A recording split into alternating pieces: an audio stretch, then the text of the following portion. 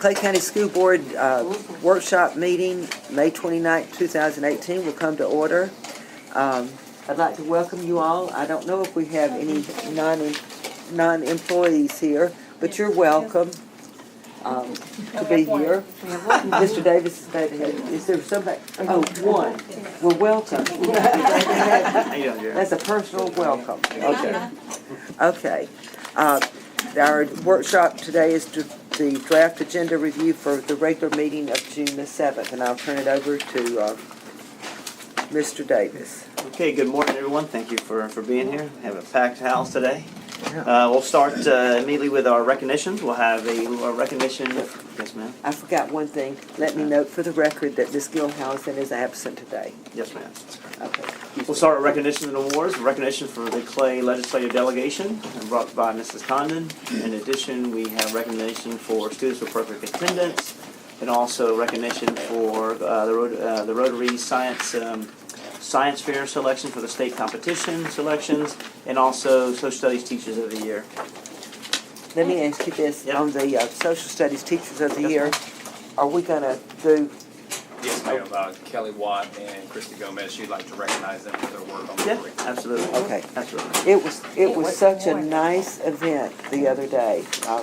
I'm sorry you missed Sorry, it, I missed it. I was in the middle of I biting know. fingernails and in the state championship game. So, hey, we're proud of them. yeah, They I'm still did. hurting from And it. all three members of our legislative Last week. delegation have it on their calendars and plan to be there. Oh, good. Very good. Okay. Can I ask a quick question? Sure. Are we going to recognize Stephanie Milton, the reading point at the meeting, or, Oh, yeah, we should recognize. well, not this one, but. Yeah, we will. Thinking Maybe maybe a August. future It'd probably be meeting. August. And when we go back to school, Yeah. probably, Yep. the August meeting might be too early.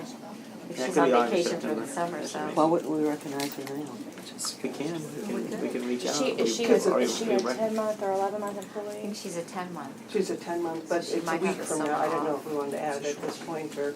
I think it would be grand. I mean, This would be the the time state to add winner. it. Mhm. Well, it Let's just just- happened, It just so. happened. Ms. That Bush, was awesome. we're going to add recognizing Stephanie Melton as the support employee for the state of Florida. That's an oversight. We should have done that. Yeah, that's wonderful. I mean, that's a Huge. biggie. That was excellent. I went to that meeting and it was just, I mean, we could wait, but Exciting. it's This is the just time. happened. This is the time. Let's give her some attaboys. Okay. And who will be in charge of that? You? Yeah, I'll take care of it. I knew. Yeah. Okay. All right, C1, just minutes from the workshop for April, school board workshop from April 21st, 23rd, special meeting on the 23rd, hearing and regular meeting for May the 3rd. C2 is our Bradford County local agreement, which allows us to have access to kids in the Kingsley Lake area. We receive around 187 students from the Bradford County, and they receive some of ours. So just reciprocal agreement for both of us. How many of ours do they receive? Less than an hour, 187. We're working on that number right now. I'm sure.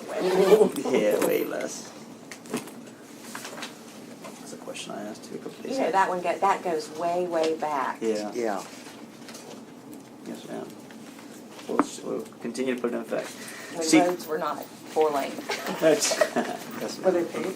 Sorry, I'm sorry. C3 is the personnel consent agenda. On this consent agenda is a number of items I'll bring to your attention.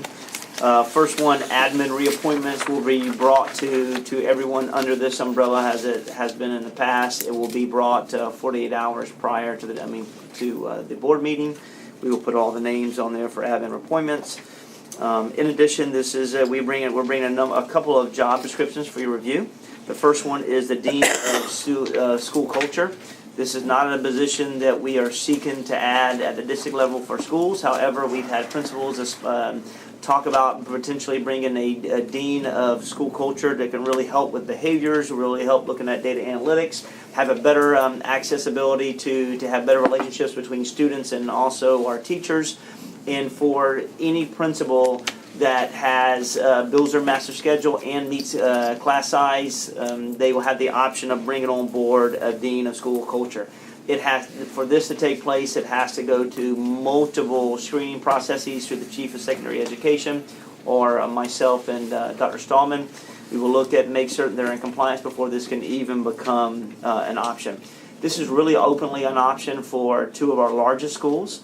And I say that from Fleming Island High School along with Oak Leaf Senior High School as well. They have between 23 to 2,500 students. They do have 3 assistant principals at each of these schools. However, there's some that with that number of kids, you get bogged down into the discipline work, and you really don't get a chance to focus on helping working side by side teachers to build their craft instructionally and their pedagogy as well. So this may be a strategy to help them. I know we spoke about this a year ago, potentially bringing to the table. We just didn't have the funding to do so, and in this way, it's pushed to schools that may need assistance. How many This will guidance be- counselors do these, like the big high schools you're talking about, how many guidance counselors? Just, it's do we- based on the formula. I can get that information to you, so I would say minimum 3. Can I ask another question on that? Years ago, we didn't have all assistant principals, we had deans. Yes, ma'am.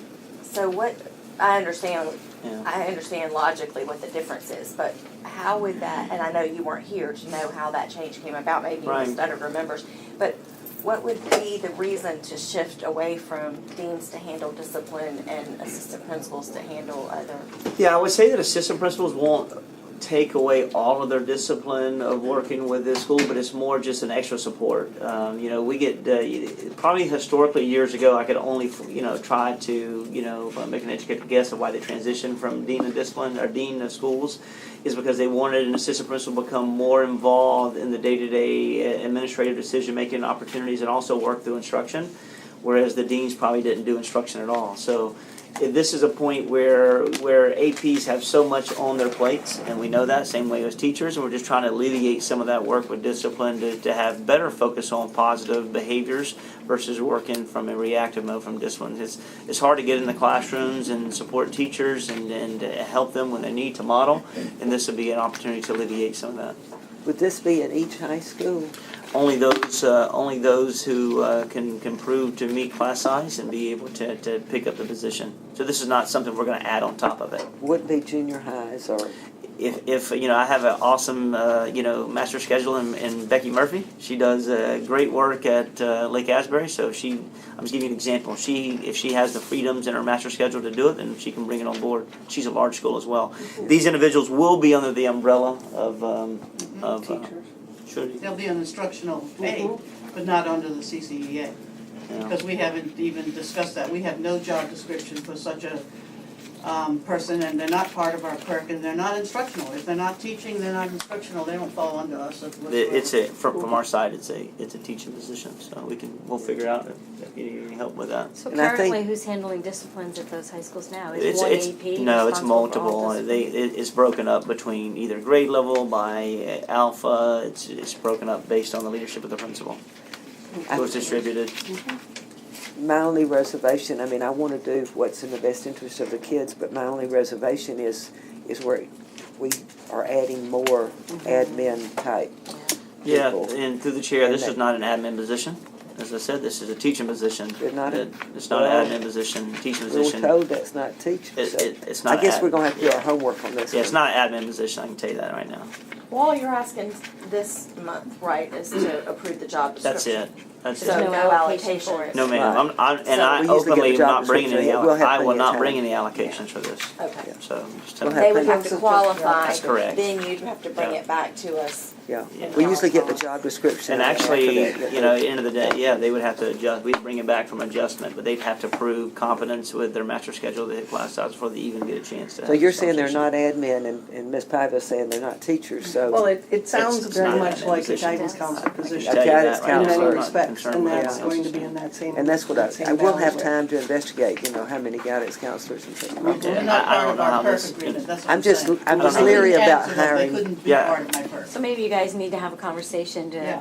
to, Maybe. work out all the Yeah. little Yeah. kinks so that everybody's happy when it comes Yeah, back to us. Mr. Connor, through the chair, have you had that conversation? No, sir.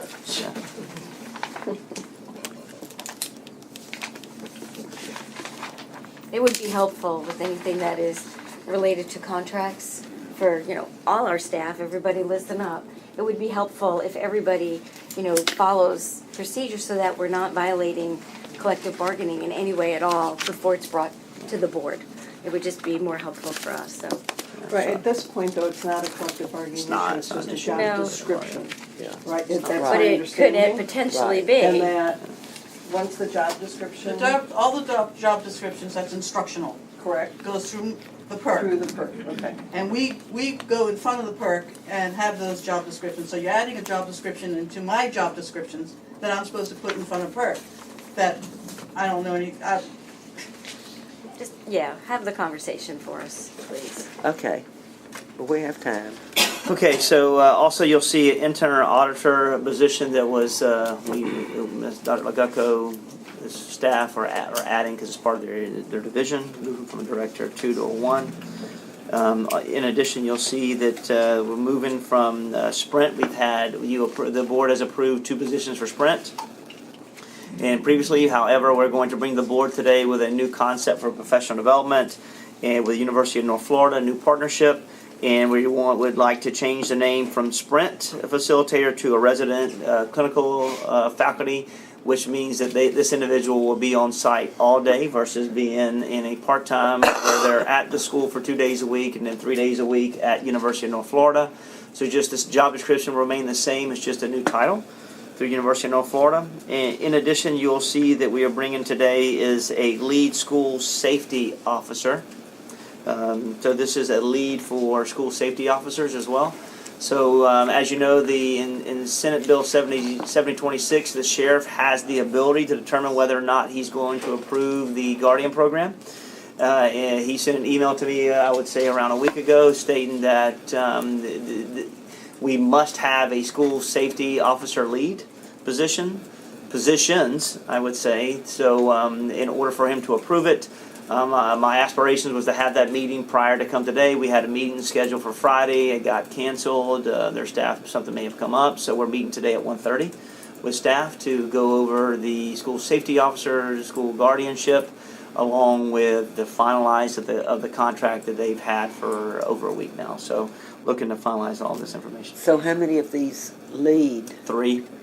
Right now, So- the chair, he's asking for 3 to be instituted and implemented for next So year. in or for addition to improvement. the SROs, they would have 3 kind of supervisors? Yes, ma'am. How did they come up with the number 3? Yeah. Having the same span of control in which they have in the Clay County Sheriff's Office, and they're doing for the resource officers. So for every, I think it's between every 10, and I say that because there's relief in there as well, that they'd have a lead school safety officer. So I hope to talk deeper into that with the sheriff this afternoon at 1:30 with staff to see if we can make certain that it's the right thing to do instructionally to get it passed. So what we approved last month had a specific number that we were, and I Was can't it remember. I believe it's 27. 27? Yes, ma'am. Is it counting these 3, or do we now have to approve 3 more besides the job description? I believe that you would have to now approve 3 more. And So- have They're any not idea included how much that costs? Yes, ma'am. It's going to be around 120 grand. For the Each? 3? Yes, ma'am. Somewhere around there. Yes, ma'am. Each? Yeah. No, together. Oh. No, it's not. It won't be 120 grand for all of them. For all So of them. what happens if we don't approve those 3? I would say that then the Guardian program goes away, and I bring back options to the board. He has the ability. It says clearly in Senate Bill 7026 that the sheriff may elect to implement the Guardian program, but does not have to. So he's holding us hostage. He just has a vision So for what 3 his span of more. control How does is. that affect Orange Park and Green Cove? Doesn't impact them. Okay, different contract. They stay consistent with their contract and our initiative to work with them. So Mr. I- Superintendent, Yes, sir. if I could, Yep. this is a non-bargaining unit position. Right. Okay, so there's no, I wanted to point that out because you already approved the job description last month. Yes, Same- but not this one. The same job description's brought back, but you changed in the salary schedules up to the right-hand corner. And what's the salary for a lead? For the lead, it's 17. 17, 18 an hour. 17, 18. 1570. How have the applications been coming? Pretty good. We got about 65 applications thus far. And we're in the process of honing that down to the best insight. Should know more today. I just wanted to bring it. Yes, Yeah, ma'am. please keep us Will. informed.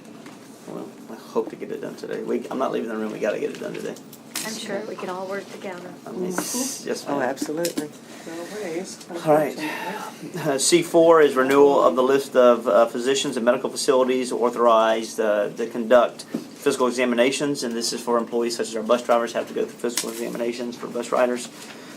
So this is just identifying 5 areas in which, facilities in which those individuals can go to. C5 is the changes to the salary schedule for the contract year of 18-19. This is just reflective of what the board has already approved for the food nutrition services last month, and also the title changes for business affairs. So anytime we have a change in approved, we'll have to bring back for approval overall. C6 is out-of-county travel. This is a number of state competitions. This is where we have schools going to college tours, ROTC going to leadership camps, and Orange Park High School will be going to New Orleans because they're going to perform at the Sugar Bowl halftime. Cool. Yeah, so pretty cool stuff. So that's in there embedded as well. So Way to anybody need a chaperone to go I to New started to Orleans? say, do they need some chaperones? Yeah, just let us know. You So. guys have fun. I'm not going to New Orleans. Been there, done that. I want to chaperone. Crazy. C7 is the advertised modifications for the student progression plan. There are a number of changes. Mr. Connor? Yeah, the document, I put that up under Okay. your folder there. Wanna walk So you through it? pass those out. Oh, okay, let me pass this through.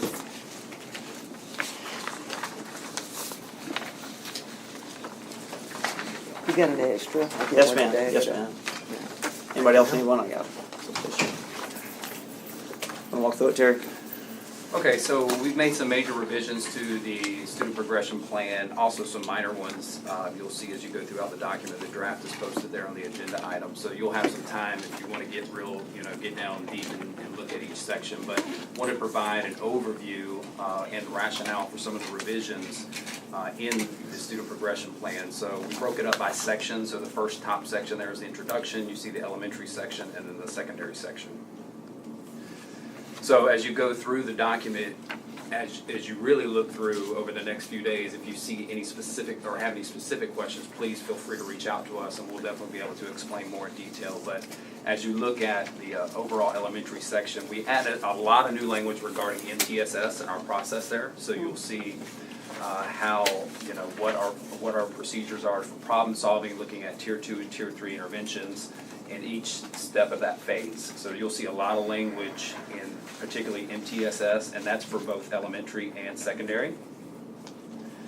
We added some language there due to House Bill 7055 as it relates to reading deficiencies, and as you know, we have a HOPE scholarship and we have a reading scholarship now where students who are deficient in reading can apply, and if the funds are available, they can receive that those funds. Also for the HOPE scholarship in House Bill 7055 is related to bullying and other types of physical violent activities where students could request to go to a different school. So there's some language that will probably be more embedded in the student code of conduct for that, but we do reference the HOPE scholarship as far as where students can take advantage of that based as it relates to the student progression plan. The attendance section has been revised just because of federal law and ESA, the Every Student Succeeds Act. We just wanted to make sure that language was tightly fit and aligns to that act. So you'll see a lot of definitions such as what is a habitual truant, unexcused, excused absences, what exactly that is and how they define it. And then what interventions, because attendance is part of the MTSS process, so we outline what interventions will take place related to attendance. Again, that is in the elementary and the secondary section. Some of our assessments that were in the student progression plan were just outdated. Performance Matters was some of the language where we used Achieve 3000 or iReady as our progress monitoring assessment, so we just went in and updated that language. You'll see in the elementary section regarding remediation, in the old language it talked about a 50-minute reading block. We actually do remediation in multiple areas in elementary, so we struck that language so that we could make sure it encompasses all of the places where we do remediation and reading.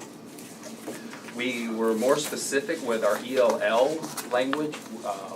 We talk about how we enter students into that program, how we place them, how we assess them, how we retain them, and how we exit them. So when you see that section, It just is more specified to those processes when we talk about our ELL students. When you get to the secondary section, you'll see a lot of strikeouts, but what we did is we actually moved things into the appropriate subtitles. So we have a new section in secondary education called Articulated Acceleration, and that includes dual enrollment, early admissions. Those were previously their own sections, and what we did is we struck those and just moved them under one section. So it was just basically some reformatting. Our Bright Future Scholarship Program, you'll see that there are now 4 different awards instead of 3, so we made sure we added that language. We just reworded course sequencing for junior high school courses, and because it just didn't flow very good, so for better flow and reading, we revised that language. For course substitutions, we had some updates due to House Bill 7069. We do not have the physical fitness test as a way to be exempt or waived from PE, so we had to remove that language. Also, the CTE department had some state rules that they needed to adjust, so when you go in there, you'll see some just updates to CTE, and that's just based on the state rule. Our CAP, Credit Acceleration Program, we wanted to make sure that parents understood that if they decided to cap a course, that they were responsible for the fees. So if I wanted to take a CLEP test, or I want to take an AP exam but not take the course and get the credit, it is the responsibility of the family to pay for that. We added a new section, dropping, transferring from honors or advanced courses. This has been a headache of many of our counselors, where students are requesting to drop an AP course at the very end of the term, or midway through. And so we put some language in there and some criteria that they have to meet in order to drop an AP course. So for instance, after 10 days, they can't drop unless they have a D or an F, they've had a parent conference with administration or the counselor, and there's room in an additional course where they can go into. So you'll see that for our full year courses and our half year courses, what criteria it takes to drop an advanced course. Again, you'll see ELL language is the same as in the elementary. We just want to be more specific. We struck the Florida Academic Scholar Award because really what it was talking about is voluntary service hours. And so we just struck that language and created a section called voluntary service hours at the end of the document. And all that language is in there. And then we really specified for voluntary service hours what is voluntary service and what is not voluntary service, because we were having some troubles in schools. Everybody wanted to just do anything for volunteer service hours, and we wanted to be more specific in that. Florida Seal of Biliteracy, we just updated that language to include the silver and the gold seal of biliteracy. Our grading scale, we just did some reformatting to make it easier to read. Graduation options, again, we consolidated some of our other sections, such as the IB and the ACE sections, and we put them under the graduation option, as well as the online course requirement. It was its own individual section, and we placed it under graduation options, so more formatting. For reading and math remediation, when you get to that section, you'll see that we just updated some of the ways in which we place our 11th and 12th graders. We don't put them necessarily in intensive reading. What we do now is ACT, SAT prep under the intensive reading course number, and they do a lot of ACT prep there. And then we added some information regarding our master schedule guidelines. Why, if students are struggling in math or are deficient in math, what is their placement in high school? For instance, if I'm a level 1 and I go into algebra, I'm taking algebra 1A, 1B.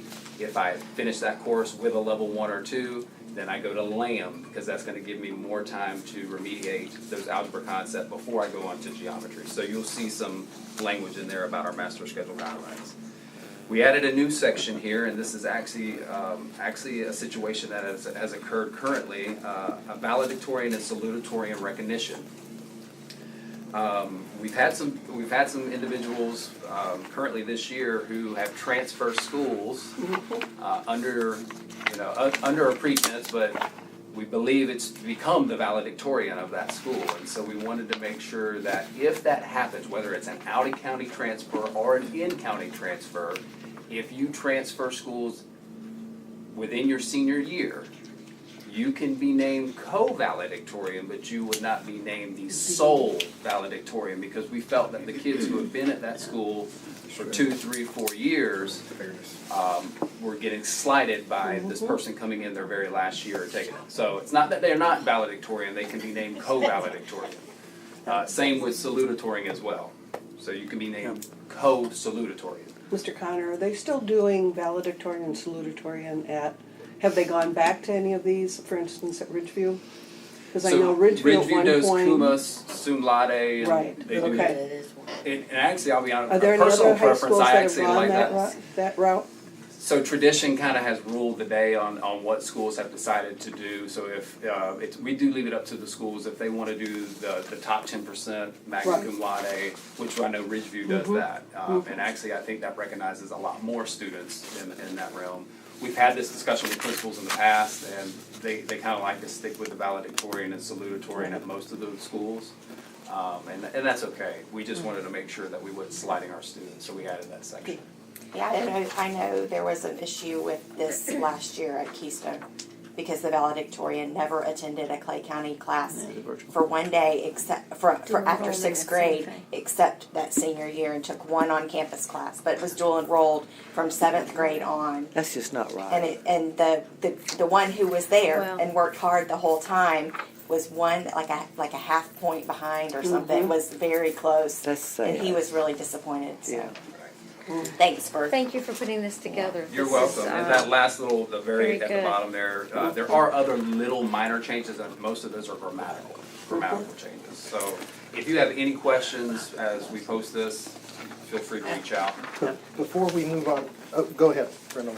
I have a question. Under assessments that you have for progress monitoring, Achieve and iReady. So iReady is no longer optional if it's going to be used for optional curriculum, because now it's going to be used for progress monitoring. Do I understand that correctly? It's part of the assessment calendar that the board approves, so it's part of a progress monitoring, so it is optional for what you use, but they have to take there's a window, they have to take the best baseline, and I believe it was the end of the year or the mid-year one, just the two, so it's part of the assessment plan. That's why we identified it as, and it's a quantifier for many teachers to determine whether or not they're highly Progress effective. monitoring is supposed to be done by law every 5 weeks? Not every No, 5 weeks. progress but we monitoring's do done. progress monitoring. Yeah, So I you mean, can do it at the beginning and end, and they're fine then? actually, that's what the state you can do. The state requires you to do beginning, mid-year, and end of the year. They just gotta have a progress monitoring plan. Progress monitoring is every single day, whether you're having conversation with kids or informally or I those understand kind that, of but you have it on the pupil progression plan that it's Achieve 3000 and iReady. Which is, It's those being are, used for progress monitoring. those are two of the ones that are approved by the board to do it. So, occasionally, we can look through it together. So my point is that it's not an optional curriculum anymore. It is an optional supplement. It's actually supplement materials.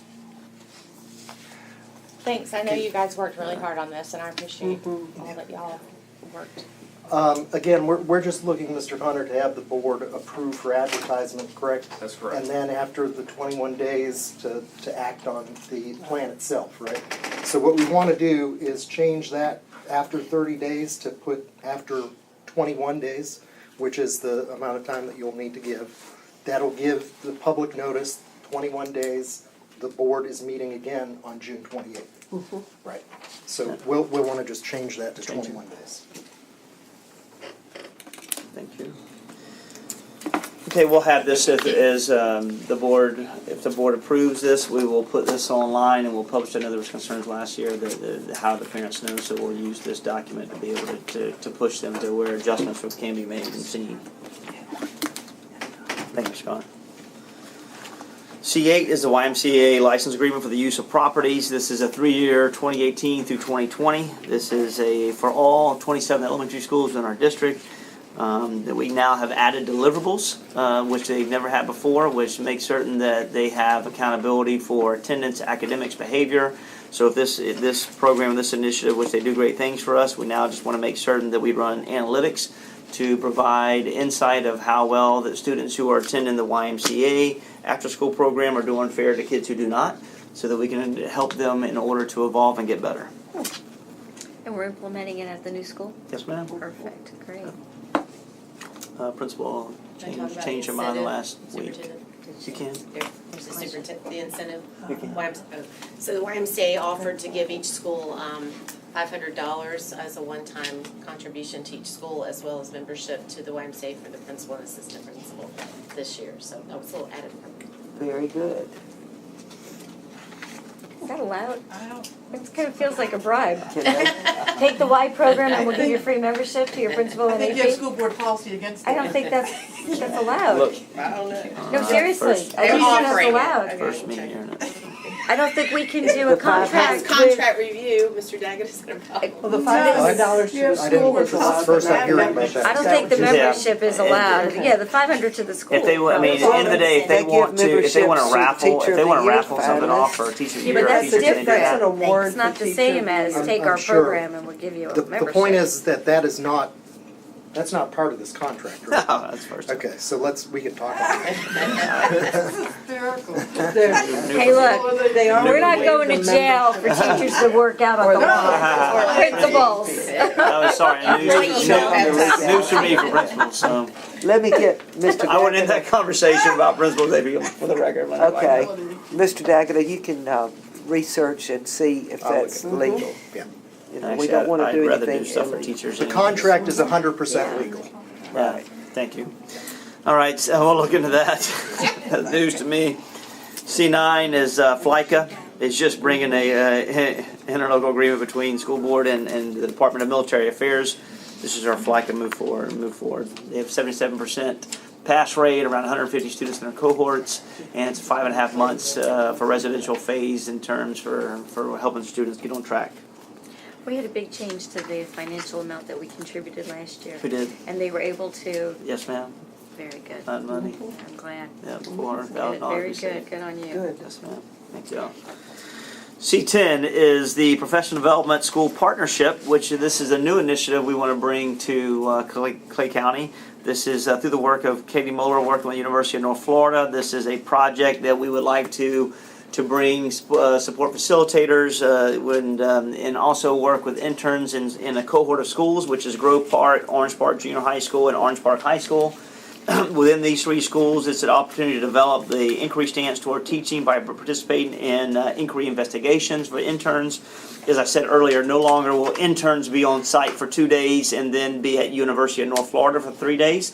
We want to bring that, the entire makeup of this work to the school, to these three schools.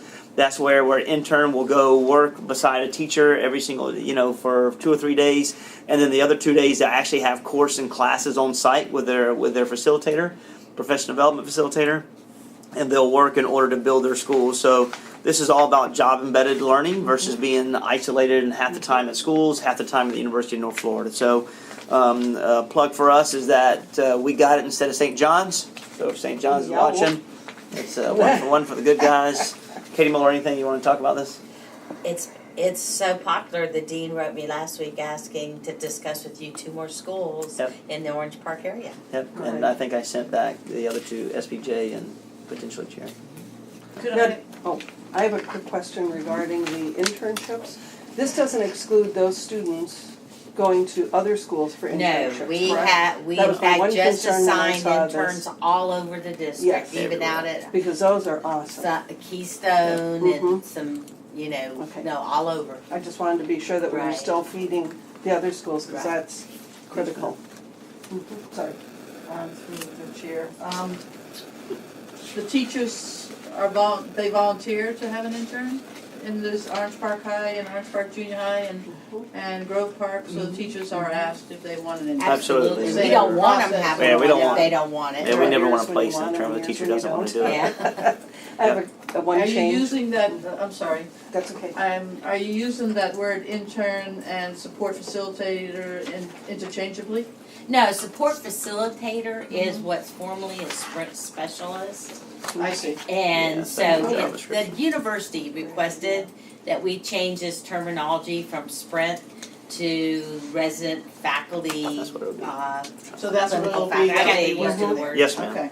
Yes, They'll be ma'am. there all day. In the number 3, the resident clinical faculty MOU, you need Mm-hmm. to change the chair. You Well, have Janet. these are not finalized, so Well- I'm gonna need to, But- we absolutely need to change some of the Okay, language that just you see in making sure, front of you. because there's, Ms. Carrick's was listed as the chairperson. Yes. So you've been working on this for a while. Okay, C11 is the two-day Principal Institute, Leadership Institute that will have principals and APs within the school district. Last year, if you remember, we partnered with the New Teacher Project and we brought in to focus on the area of literacy. Now as we focus on literacy the entire calendar year to understand the shifts of literacy, now we want to transition to mathematics to understand the shifts of math, which is all about implementing rigor, coherence, and focus in the mathematical practices related to alignment to lessons and understanding how to leverage curriculum. And last year's it was around $17,000 for 2 days. This year we got it down to $12,000. So it'll be a great focus for the entire administration. So this year I'll be focused on math for the entire school year and looking at mathematical practice to evolve. Were we involved with that the first day last year, or was that something else? Remember we I went invited, through- I believe I invited everyone, and you were involved in the one where technology wasn't working at You did Pleasant it. Island. Right, That was right. a welcome back. That's That welcome was back, not yeah. the Okay, leadership thank you. Yeah, institute. Because I but you're knew more there than was welcome to something, come but to no, this no, as that's well. fine. This would be really high level. It's really high level, deep content exposure for leaders, and it'll be a heavy day. But you're more than welcome to come. It'll be a good It's day. a heavy day thing. That's good. I don't want us to do that. C12 is University of North Florida Instructional Leadership and Coaching Program for Clay County Assistant Principals. If you remember last year, not only did we bring in TNTP to help us do some work focused on leveraging English curriculum, we also partnered with the University of Florida Lassiter Center to have instructional coaching for every one of our principals. To be openly and honest, I think University of Florida does great work, but however, during the school year, they've had change in leadership, and I'm talking about leadership, professional development facilitator, 2 or 3 times. So they had inconsistencies, so my principals were figuring out who, the dynamics of the leader. So we just elected to allow them to have a pause and time to figure out their staff.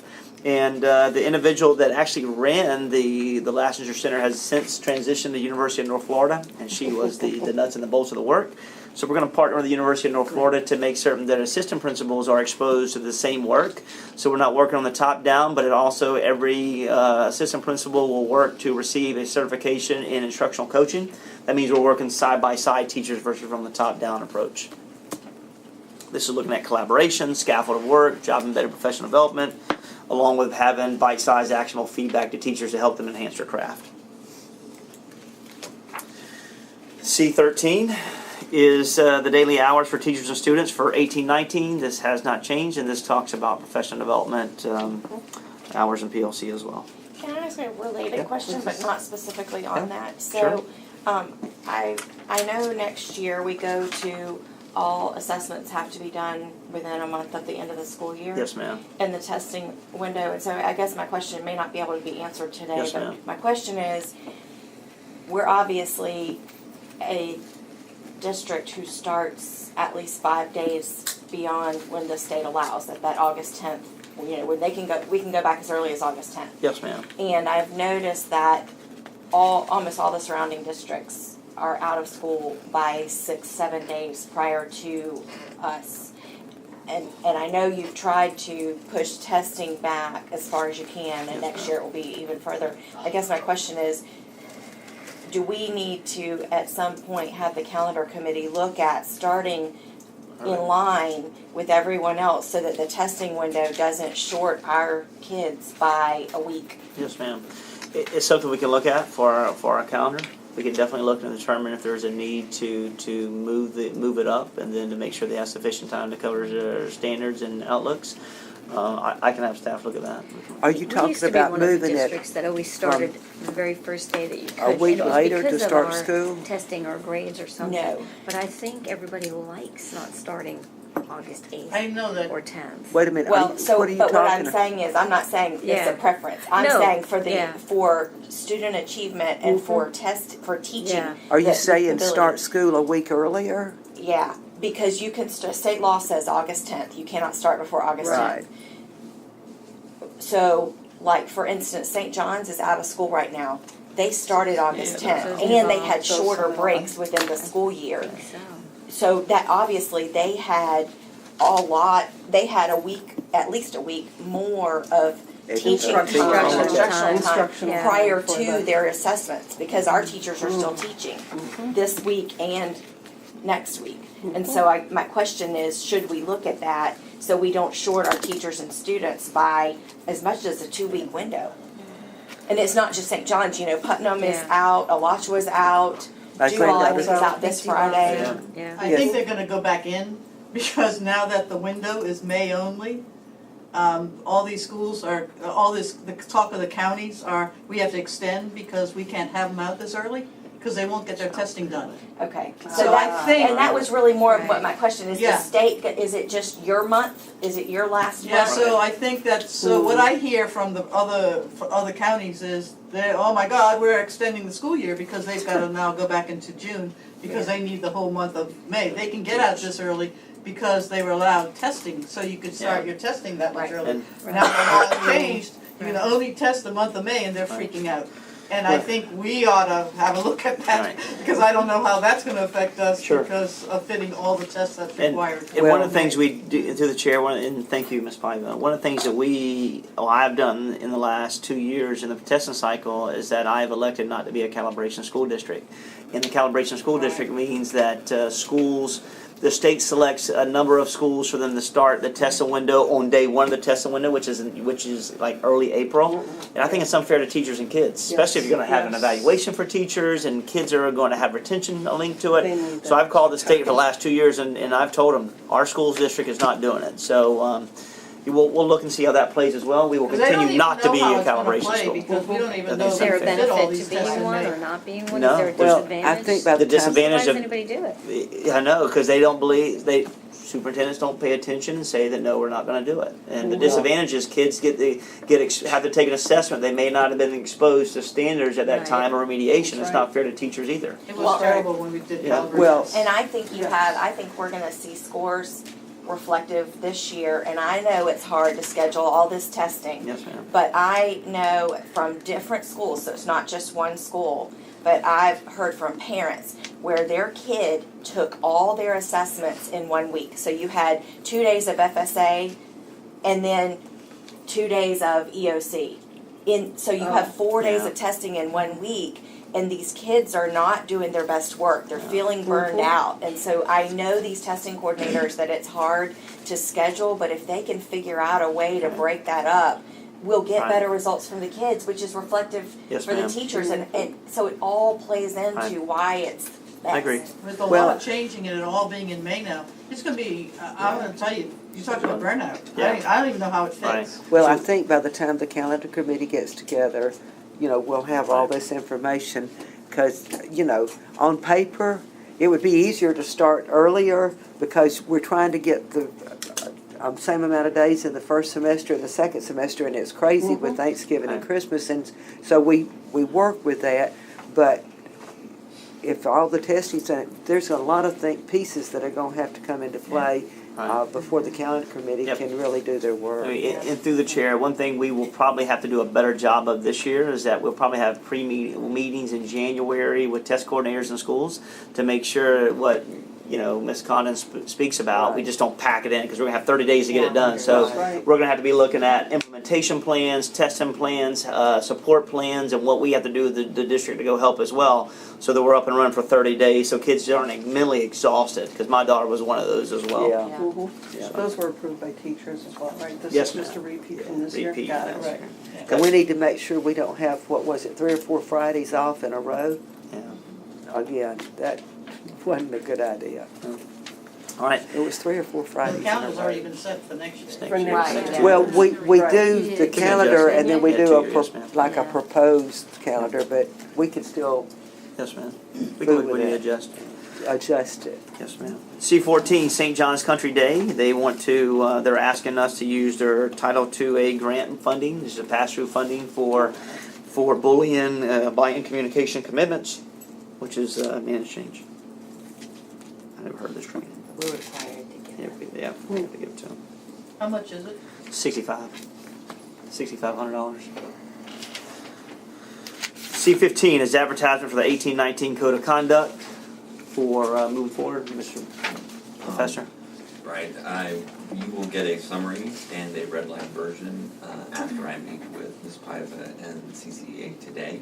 And then Mr. Davis later this week, so we'll summarize kind of the The big changes, right now, we're not anticipating huge changes except in the areas of attendance. We are proposing some additional codes, particularly in light of identity theft, where students are creating accounts that are not of their own. I'm also looking at strengthening and breaking apart. I'll get with Ronald Lee's group today, but the insubordination of students towards teachers. I'd like to break it apart so that verbal and Very physical, exclusive. so physical has a lot heavier handed action as a result of it. Right now, they're sort of one, Right. but that just gives you an idea of some of the stuff that we're Okay. Are we addressing videotaping principals? we are strengthening that. We're actually going through and really just tightening up a lot of the definitions. Yeah. Some of the feedback that we've gotten so far is to reorganize some of the actions so that they're from least to greatest sort of impact. So that they have some guide as to how they might do that. What about social media or online? And I know that gets sticky because some of it's not at school, but I know I've heard from some parents who their kids will get in trouble for, say, taking a picture of another student in class and texting Yeah, it that's to a somebody or problem. whatever. And they feel like if they look at the code of conduct, it's vague because it's only Yes. that one. Right. What do they call that? The one IT Inappropriate page, use. and then the rest of the code of conduct is really more Yeah. traditional disciplines. So if we can figure out a way to kind of flesh that out some. Well, we need to be a little more specific on what a disturbance in the school is We're because adding, that we had that one situation where, the conversation from the parent was it did create a disturbance in the school and there was a lot of negative to the student, yet I don't feel that the discipline that was issued was strict enough. so we Should have will, been. we will definitely. And look I at know the you know what language I'm you're talking about. And we have also considered the addition of inappropriate use of technology, wireless communication, which I think speaks to Yeah. the point that you, Yeah. like, once you get to a certain place right now in the existing code, it's like. Yeah. Yeah, there have been. This has Too been bad. quite a year Right. of stuff. So now we have a little more teeth to it. Okay. Yeah. So, and in this document, it's 40 pages, only 2 pages really define, infractions, which should be reversed. We should be very explicit Yes. about what an infraction is, and I love all the supports it has in there. Yeah. But when you only hone into 2 pages to identify what an infraction is and the consequences, we've got it backwards. So we're trying to work through So that we're process to adding get a it better. glossary, we're Yes. shifting the actions to the behaviors toward the front, so that it's not like you have to hunt through 40 But think about it, some of these behaviors we're seeing, we weren't seeing 10 years ago. Oh, absolutely. People weren't bringing cell phones and videotaping their principal and posting it online. That wasn't happening. And it's also difficult, and keep in mind, I'm not trying to advocate, I could play both sides of this, so I definitely am not advocating what I would call the gang spank, where it's just like, if you're involved in it, you're all getting the same punishment. Right. I really do think that principals need the flexibility to look at things individually, but I have heard a principal say, I have my assistant principal be more heavy-handed, and then the parents appeal to me and I lower it. They need to be consistent. And do That's, that. Chair. and what if the parent doesn't know to appeal it? Yeah. Because Yes. that's when the school board member gets the phone call. Yes. And then we have to get involved and we shouldn't Sure. be, I agree. and I agree. and then it makes it look like, well, if I appeal it, then if I know who to call and I call the That's right person, then I get the lesser punishment for my kid, which isn't okay either. I agree, Correct. Chair. We should be That's consistent in our correct. practice. Well, it also seems, and I've gotten calls from parents, that things that probably should come to the school board don't. And principals aren't bringing it to us. So, if somebody asks you, well, which school do you see the most problems from? We might say X, but it really might be Y, and he's just not bringing it to the board because we're not aware of it. They're handling it, and they're really not handling it properly like it should come. Certain items should come to the board. So if there's examples, the Chair, there are examples, please let us know so we can address them. I can give you examples. Assaults on teachers should come to the board. You mean some don't? Many don't. Many And I'm don't. thinking Many, of many an don't. elementary school where that was kind of happening. And many don't come to Mr. Right. Brodsky. Right. The principal handles it, and Mr. Brodsky doesn't know unless I call him and say, yo, why haven't you Yeah. told me, because it's supposed to come Well, I think Mr. Davis will take I will. care of Please let that. our He's principals making know notes. that it's not a negative reflection on them if they're Yeah. bringing students to us. They're doing their Yeah. job and it's what Yeah. we expect. Well, And I through the chairs, suspect they feel I haven't pressure heard, yeah, I to don't. make their numbers sure they look do, good. yeah. But then if they're not reported to So you- I would say through the chair, I don't know what numbers they want to look good, because and I think this probably knows, if a teacher should write every referral that a kid deserves, and the kid breaks the code of conduct, it should be written, it should be addressed, whether it's Yeah. addressed from an informational standpoint, whether it's addressed to contact parents, or it has to have an action. One thing we will never do is we're not seeking to eliminate referrals or to reduce referrals. That haven't been a focus of mine for 18 months. So we'll look at anything from us all, and I'm gonna look Yeah, at that. and really, look at the negative publicity, Broward County has gotten because they did participate Yeah. in that anti-arrest program, so that boy was not arrested. Restorative justice. Yes. Actually, all my teachers are up in an uproar because that's what they have heard we're going to do today. And I'm like, I don't think so. Mr. Davis has never replied to me that he was an advocate of it. So I've been answering my emails all weekend about this, and I said, oh, you're gonna get it today. And I said, okay. I believe you'll I've get. never heard get a Mr. product you Davis like. say. So what that program was, there was actually money attached to it, which makes it Right. even worse, that you got incentive money for participating in the restorative justice program, so you did not arrest juveniles, so they did not have an arrest record. So then what happened was, when he went to buy a gun and they did the background check, he legally bought his gun, they did the background check, he had no arrest record. If he had had an arrest record, Yeah, he would especially not. for battery Right.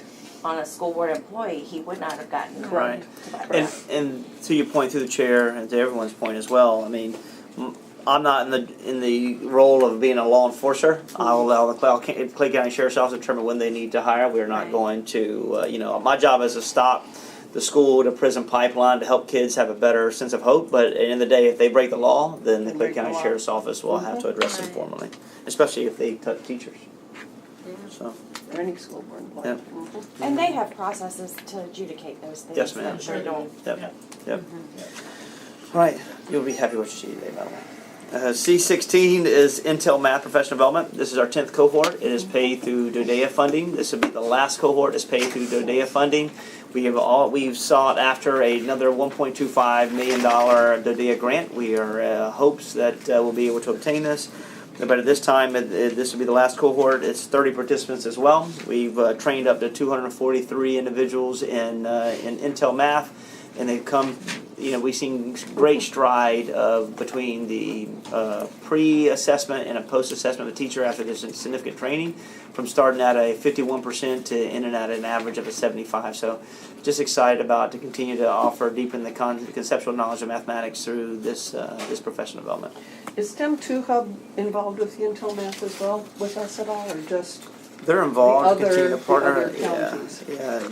Not through. I don't think they're involved in. They They're aren't not. yet, but they have pledged They're support going for the to. next two That's right. cohorts if we We're trying receive to the get it. DODEA grant. Yeah, So, Thank you. we're trying to get I it. had heard rumors that, yeah, okay, yes, thank you. she's offered to contribute Yeah. money. Which is good. We need it. Mhm. C17 is NSF write-off fundings. Not sufficient. So from 2015, was this found on an audit or something? No, it's through the chair. These are outdated checks that they're slowly bringing to the board to write off.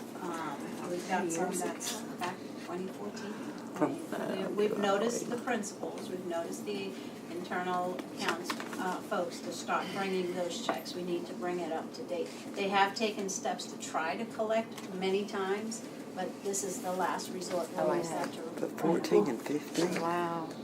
Just keep I an eye know. on it. Make sure they don't have people, other kids in there. that's a, I thought still- I thought there were laws about how long How you can long? hold a check. There is, We're also getting out of the check business, as I said last So month. this is a school I get out. holding on to it? How you gonna- like 6 months or a year, They've right? got to know. You can't How- cash a Tell us check. they've how are you done gonna get out of the this. check If business? they're Check out of business, the everything pile, going it's like, online. oh, we never did. PayPal, Have to credit use a card. debit card or something. Do it this way, we don't have to come to the board. It's still much, much less than they used Oh to my. be. Yeah. Absolutely. Yeah. They have actually been doing a great job, even though that does say 2015. We used to get a long list of a lot of money, a lot of Remember the stuff. guy who read them out at the school board meeting? Called him out by name. Oh. He used his The 3 amount. minutes and got it Called read. me. It was a big list. Oh my gosh. I sat there and thought. We didn't know that was coming. I don't know what, Never had. what are you talking Somebody made like the about? comment a few years ago that one guy got up there and used his 3 minutes to read off all the people who had written bad checks. Written bad checks. I guess I blocked that from my mind. For a reason. I try to forget my. bad It's things. not all bad. No, how many paid after that? Right. My name was announced it to. So you'll be back next month. C18 is proposed allocation changes for 18-19. As you can see, this is the general fund. This was the allocations that were brought to you for the job descriptions for Dr. Lagucco's division and just added. You will see there's an HR ad at the bottom of that general fund for a $15,000. And this is to make certain we do not have a break-in service. It's unfortunate we're losing one of our best to go back to Keystone Senior High School. When I was in town, I tried to go see her. She was working out of her office to try to beg her to stay, but she's going to go where it's close to home. I think her grandchild is. She left. Her grandchild's working at the school, and she's got 2 more years to drop. So, and I don't blame her. She can go make as much as she's making now as a guidance counselor because of her time in, and be with her family. I think it's a fantastic win for the Oh man, they listen. Absolutely. I agree. I got you. Yeah. Absolutely. So, but this is just to make sure we don't break her service and pay, and that's be unfair for someone who's been here for so long. So, and then adjustment to a title grant.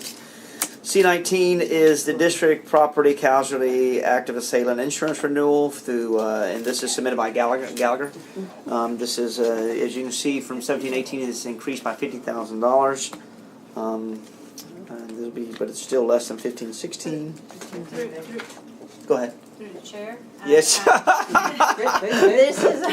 This is our annual renewal for our property and liability insurance, and I brought Ms. Jory Vandervoort here from Arthur Gallagher so that she can go through this just briefly for you all as an information item to Okay. tell you what has happened this year. Okay. Okay. Yes, ma'am. I've got some hard copies. Sure. I think there was Yeah. We used to actually have a separate workshop on this, didn't we? that's, Yeah. just saying that to. Do you want me to I take can them out pass it or out for pass you. them Or- pass them down? Do you want me to sit? Stand? You can, whatever you want my seat, you can, or you can stand, whatever you I want to do. can just stand up, I'll stretch my legs. I'm gonna try to go through this at a fairly decent pace, because I know we've done this for you, pretty much on a yearly basis, and it also looks like you've got a pretty packed agenda this morning as well, but slow me down and just stop me whenever you might have some questions. So on the handout that I gave you, and I think there's probably, you guys have an electronic copy of it as well, we can jump to page 2, if there's page numbers down at the bottom. So if we we're gonna be talking just about property, liability, workers' comp, things of that nature. So on page 2, just talking a little bit about the property marketplace, and actually if I just take one step back, I know when we introduced the topic, we said that it went up about $50,000. The $50,000 increase, basically the good news is we basically have flat rates here today. Everything, the increases that you'll see are just a result of some increased property values, increased payrolls, things of that nature.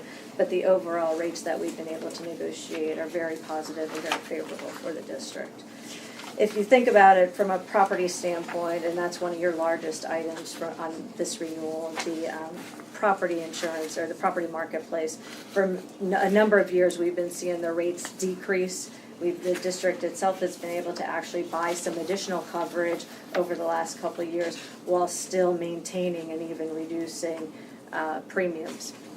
This year, we knew that wasn't going to happen, especially after last hurricane season between Harvey, Irma, and Maria. That it was just sort of eye-opening. We've seen, like I said, we've been seeing rates decrease pretty heavily over the last few years, and so this sort of put the brakes on that. Nevertheless, we were still able to negotiate, and earlier in the year, we thought we were going to see rate increases coming upwards of 10% for your renewal. We were able to keep it at a flat rate, and that was as of last week. We're still working on this. Your program doesn't renew until June 30th, so we continue to work on it. The numbers that we are showing you here today, the numbers will not go past this number. They could only further improve at this point. So that's really the property marketplace. The casualty marketplace is an interesting one as well, especially for Florida and especially for school districts. That has been a fairly soft market, fairly stable market. It still is. We got a very good renewal. Obviously, with the more recent shootings, things of that nature, we could certainly see some effects from that down the road, but a lot of that is really up in the air right now, depending on how Broward's situation works out, how the sovereign immunity caps hold on, all that, because your program still takes into account those pieces as well.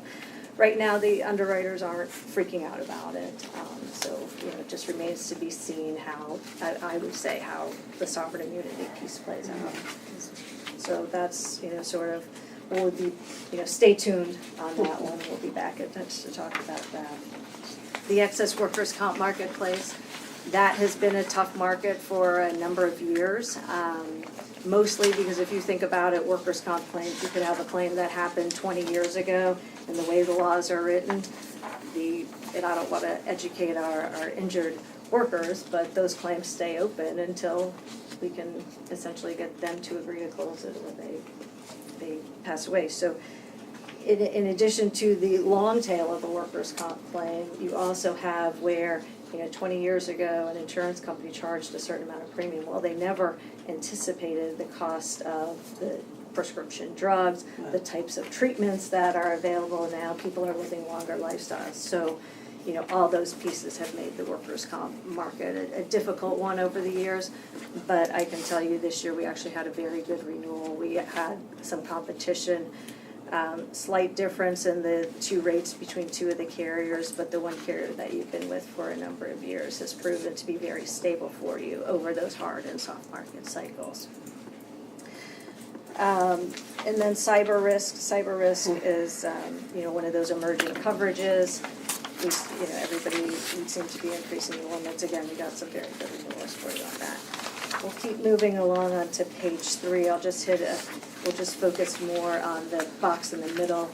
What this is really, especially because of the property marketplace and the amount of money that you do spend on the property coverages, what's the key to know here is that highlighted yellow row, and what that is this is hurricane modeling. So, while you have, millions and millions of dollars of property values, what essentially happens when the carriers are looking at your account and determining how much coverage and how much limits and what deductibles they can do and the pricing, they're going to run your property schedule through a model, and it's determined based on the cost of the building, the age of the building, when the roof was replaced, the types of windows, all those types of factors go into this modeling, and it brings us a number and it's just a tool for us to give some guidance as to how much wind coverage you want to actually buy. And these are two different, if you look at the two columns on the right side of the chart, you have a ground up loss, meaning from 0 all the way up to the top dollar, and then the last column is the gross loss, and we put that as excess of your deductible. Basically, when you're looking at these numbers, you can see that your loss is anywhere between $17 and $25 million in a category 3 for really severe storm is what we're looking at. The district currently purchases about $20 million worth of wind coverage. Why is Fleming Island not considered one of the large individual locations? Fleming Island High School. I did not bring our actual statement of values with us, but I would have to look and see. It might. I would just be surprised it wouldn't be as much to replace as these other 3 schools. I'll double check it, but I didn't bring it. Like I said, I didn't bring it with, but we can certainly. Considering what it cost us just to build the one little ACE testing center. Right.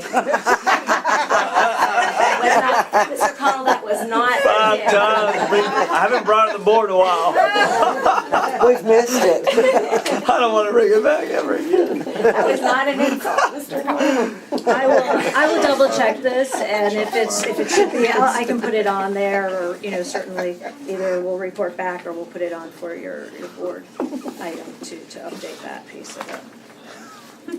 So on page 4, if you wanna flip over to page 4, we'll just look at the top chart. When I mentioned that, basically we've had all of the rates stay the same, some of the exposure bases have changed and increased. Our total insured values went from 909 million upwards of 984 million. The payroll, the operating expenditures, and the student counts have all increased as well. So that's where we see some mild increase across the board. Just out of curiosity, for your own curiosity, on page, I'm gonna flip around here for a second, but on page 10, if you're wondering why the property values went up by 8%, which was one of the questions that I had as I was looking through it, I didn't know if it was just something that was purely across the board, or if it was something more specific. And so when we extrapolated all the numbers, it really was a very methodical approach, the folks that put it together, and there wasn't just one, hey, let's increase the values by 8% type of thing. Why did our vehicles increase in value so much? Well, that Cadillac that Addison bought. I did not, through chair, buy a Cadillac. I get the elementary school, You we built actually got another the elementary Yeah. school, Oh, but was it the a vehicles BMW? go up $4 million.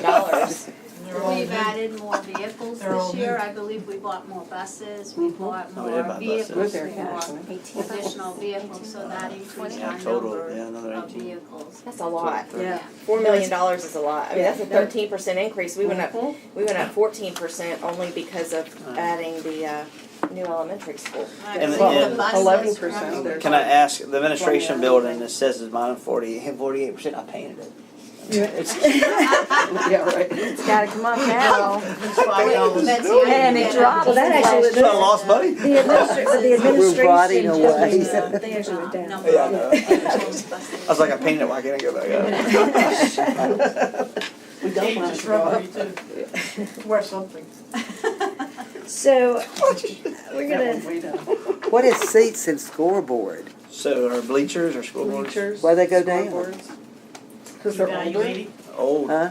They're old. They're old. older. Yeah. Yeah, Dr. Legutko, I'm very interested. I mean, $85 million or $80 million, $75 million in increased value in 1 year is excessive to me. I mean, I don't know that we would, it's not like we had huge claims from the hurricane, either of the last 2 years of hurricanes. I just feel like that's a lot. About $75 million worth of stuff, I can tell you that. just take a sip of water here. Well, this is probably related to like property values increasing in our own homes too, right? Should. The schools are That related is to the true. same kind Should. of thing, Yeah. so I'm sure Yeah. that's part of it. Because I know even my own home is increased. How many new buses did we get? Last 2 years, 30, 18, 36.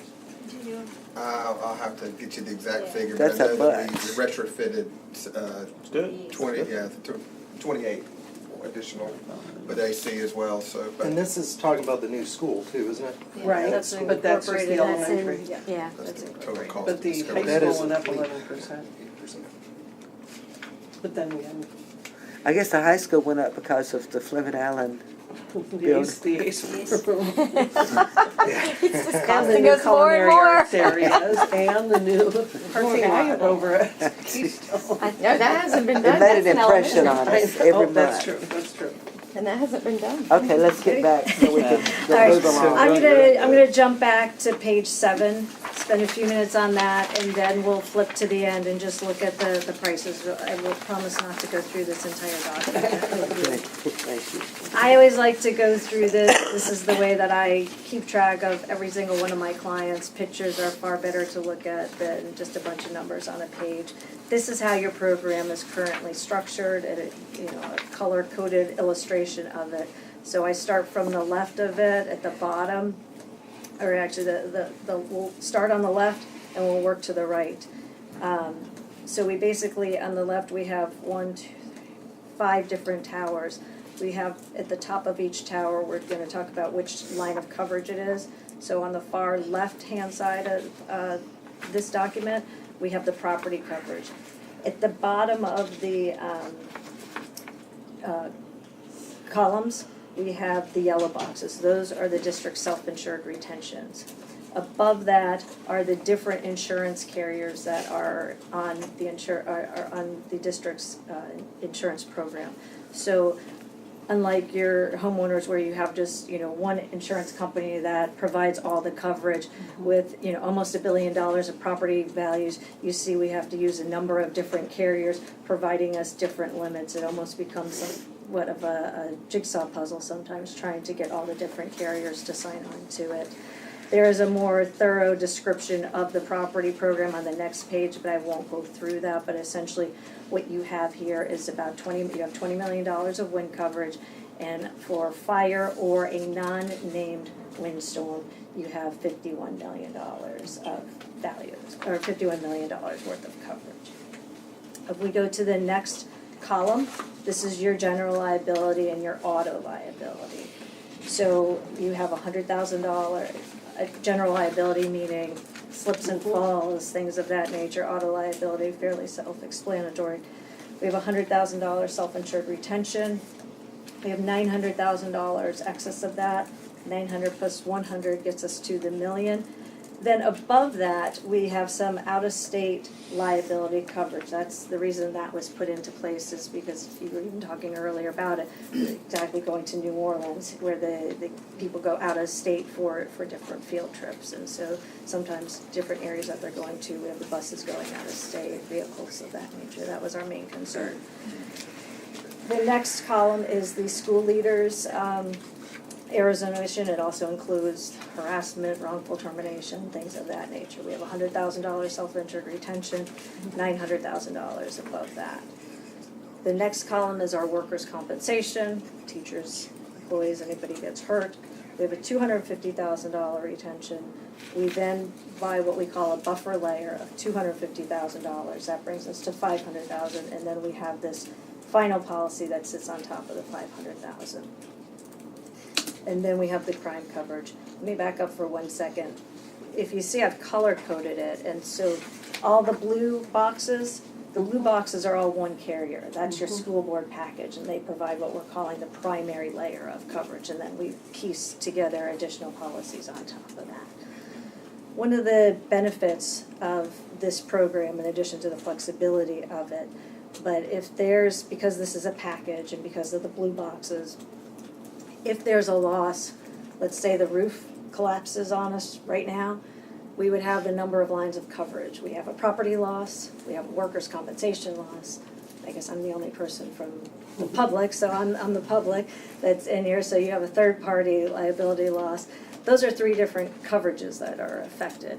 And usually in other types of programs, you would have 3 different self-insured retentions. In this case, you had 1 self-insured retention, so they combine the retentions. You have all the limits above that, but it would take the largest of the 3 self-insured retentions. So that's how that program works. Can I ask you a question on the general liability, auto liability?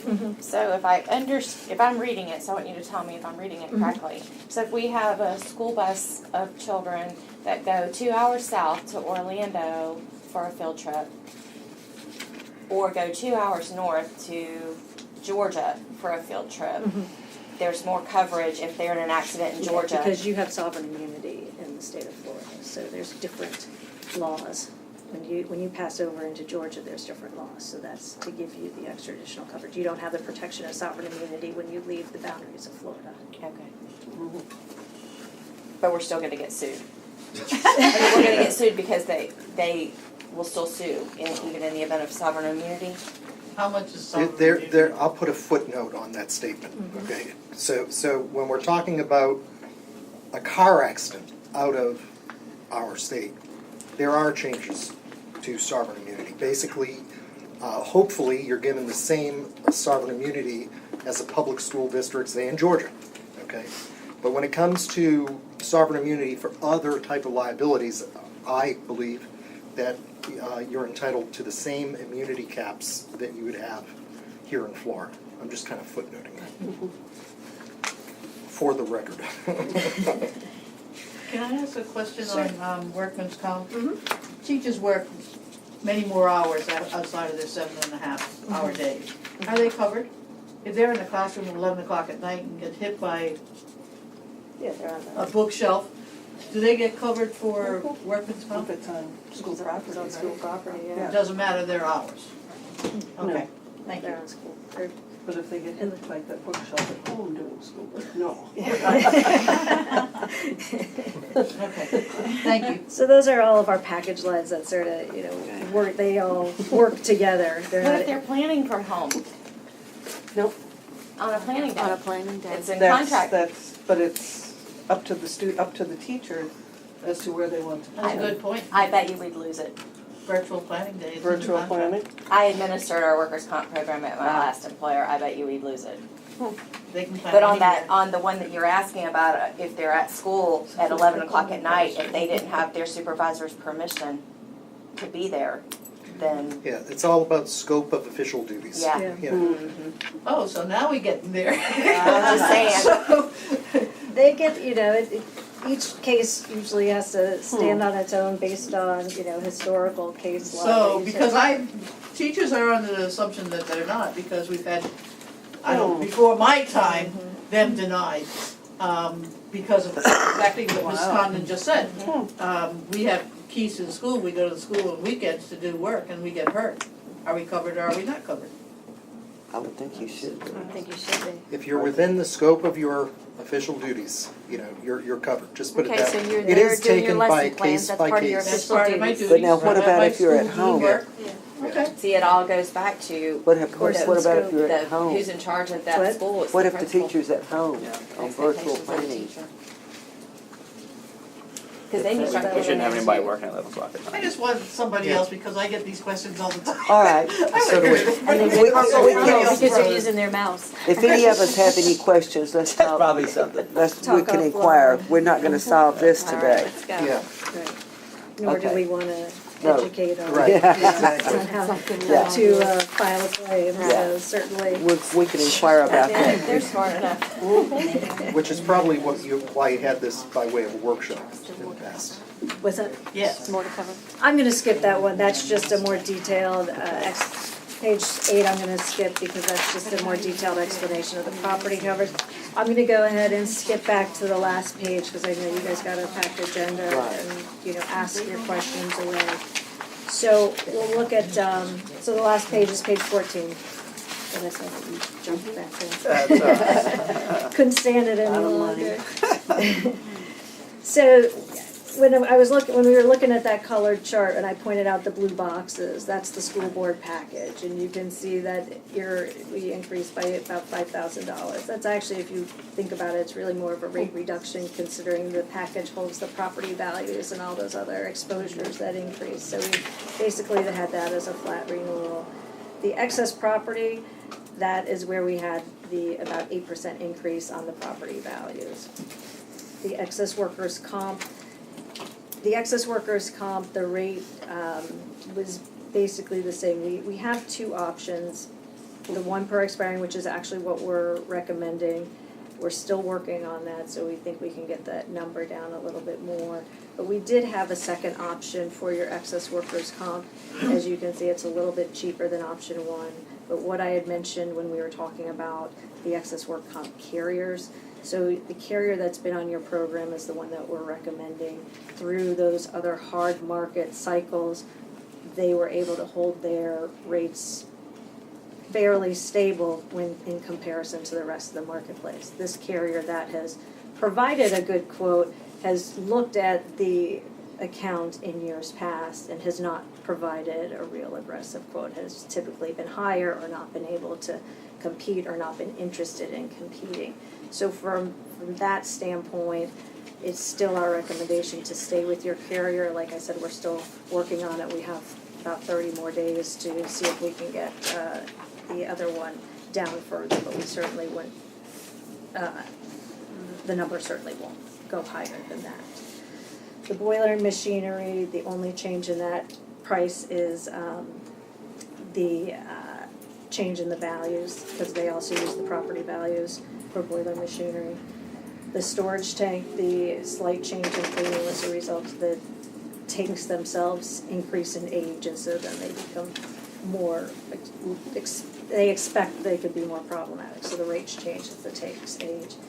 We do have some active assailant coverage for the schools. This is more like a extra expense, business income type expense that the property policies don't pick up.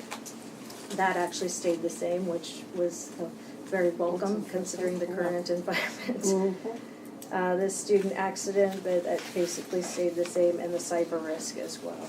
So overall, we're looking at option one as, for your approval in a couple weeks. And like I said, the expectation for the premiums is that this would be the maximum that it would be, and we'll continue to work on it even after you approve it in a couple weeks. We work on it up until June 30th to make sure that we've got the best numbers going forward. So I have a couple questions. One is, may I ask? Yes. So one is, did this take into consideration us adding our school safety officer program, the Guardian program? No, in fact, that is one of the pieces that I did skip over. We've been talking with Susan and her team. If you go to page, I'm sorry, I meant to talk about that. I think it's on page 9. Probably, I'll take your word for it. So there's still, right now, this is a new thing for all the districts, obviously with everybody trying to gather the information. So we've had some phone calls, and based on the limited information that you guys have available, we've gotten a premium indication of what that would be. But there still is some further information that the district has to provide us. So just from a budgetary standpoint, we're saying for if you go right to the middle of page 9, there's a bullet that says for 29 guardians, the rough additional premium is $4,500. Okay. And then my other question is, maybe for Dr. Legutko, but I know I've asked this in the past, but I still have never seen any definite information if we have quoted any of this insurance through the Florida School Board's Insurance Trust with the FSBIT people. They come to our FSBA meetings every year and talk about the amount of money that they can save districts, and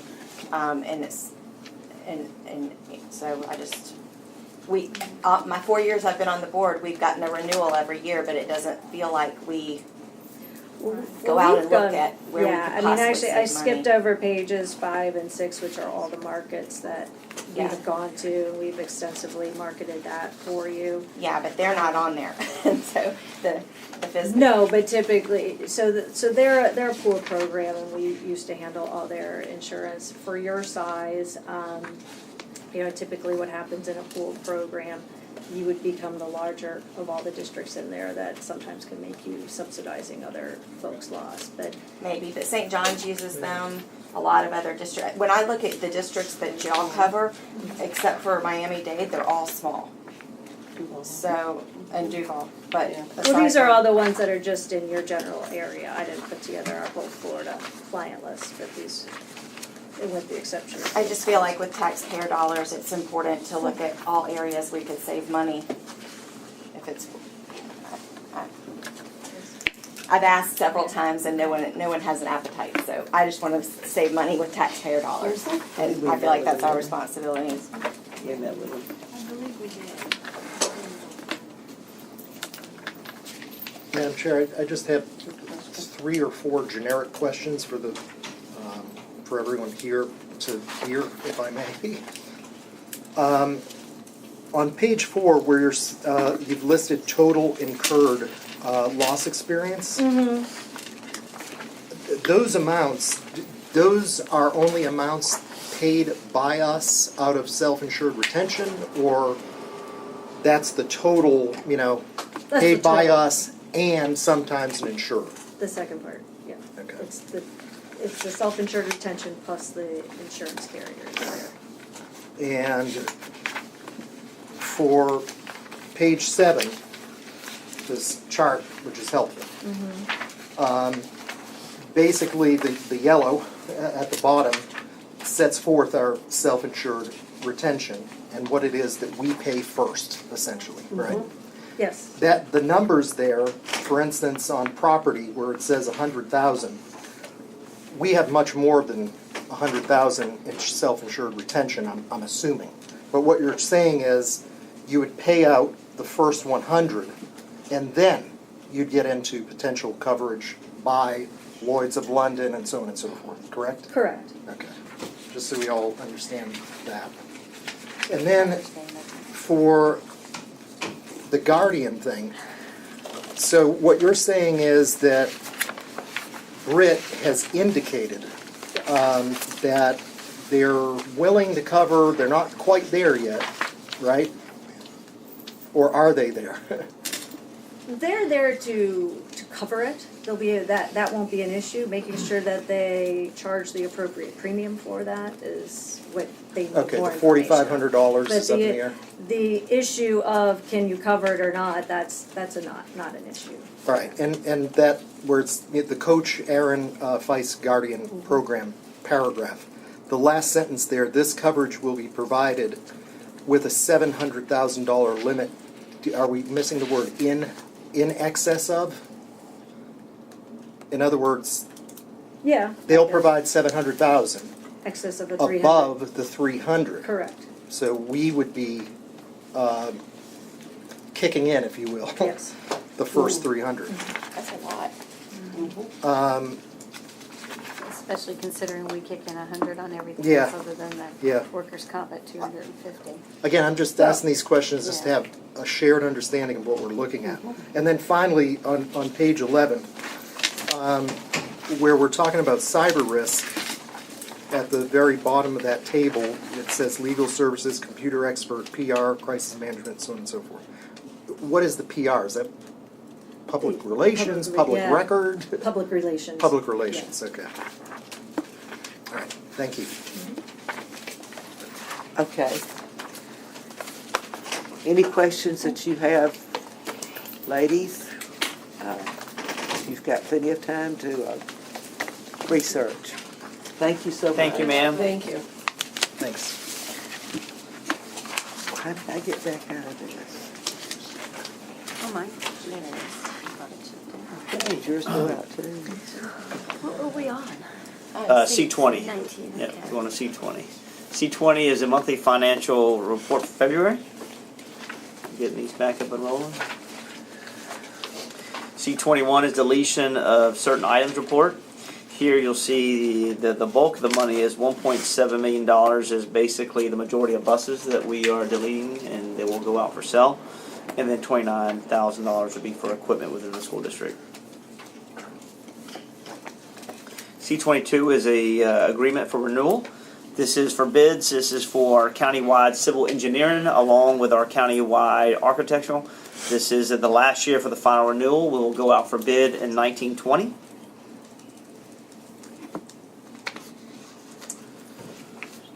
C23 is the annual maintenance for chiller services. This contract's for around up to $160,000. This is we have 4 groups in which that we've identified to help and assist, and they are identified from Group A to Group D, with Train being the first one to help us. And if they're busy and locked down, then we go to the next person, and keep going throughout in order to find someone to help us to address our immediate needs internally. Your train is A and B? Yeah. They're busy? Yeah. We'll call them again? I know. Different locations. Is there different locations supposed to be for this one, Doc? We have a Keystone location as well. Okay, I just want to make sure we update that. Mm-hmm. We got one part of the building's busy, we call the other part of the building. Yeah, right. Okay, C24 is our interlocal agreement to sell low-price fuel to the county commission for the use of fire and rescue vehicles in the Keystone area. This is where there's an administrative fee of, I think it's 3.54% Per gallon. per gallon. Now, as the price of gas goes up, it seems like every time I go buy gas, it's up. Yeah. Does this go up? When our cost goes up, Yes, ma'am, since fuel is a commodity that fluctuates, whether it's diesel or regular fuel, we add the 3.54% per gallon. So as fuel goes up, we add the 3.54% administrative fee per gallon that goes up. From what we purchase it From what we at. purchase it at, yeah, that's correct. So if it's $3 and that's really it's nice of $3 us. plus It saves the 3.54. sheriff's office lots of money. Yes, ma'am. How much are those lead officers gonna cost us? When you fluctuate those $120,000. fees? If they get into their cars and aren't able to move, that might be a difficult proposition. So right now, C-24 is for fire and rescue vehicles in Keystone. C-25 goes with agreement with the sheriff's office in the Middleburg area, and this is the same 3.54% administrative fee. Do we have any agreement with Orange Park and Green Cove?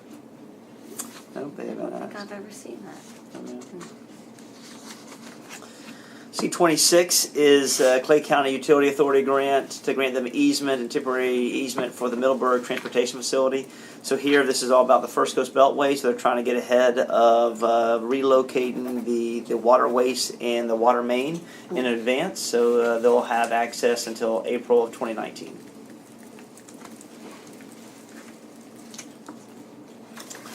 C-27 is pre-qualifications for contractors, which we bring monthly. C-28 is a change order for Discovery Oaks Elementary, which was originally School Y. This change order, last month we brought an item that adjusted and unintentionally adjusted the contract, so this is going back to make it right. Doc, you want to speak to it? And that's correct. I brought you the items last time for Discovery Oaks for the addition of safety and security equipment as well as digital signage and playground equipment of Discovery Oaks. When we do our agreement with our CM, we actually project our tax savings up front and deduct that from the amount up front. So what I basically did was deduct the savings twice. So we're making that adjustment now to the correction. So we had X amount of dollars we had in tax saving up front from the general, from the contract that we deducted in the first change order right off the bat. So I appreciate my strategy to attempt to deduct it twice in this time of fiscal need, but this is an adjustment to let you know that last month really should have been an information item to let you know that, and I actually deducted an additional $122,000. So Kent's making that correction. Our team's making that correction. Mr. Connell, anything else to add to that? Summed it up, and he didn't actually do it. It was my oversight. It's Okay. not intended. Well, then I need to change the evaluation. I put it very creative and funny. I'm sure the board would appreciate us attempting to get an additional $122.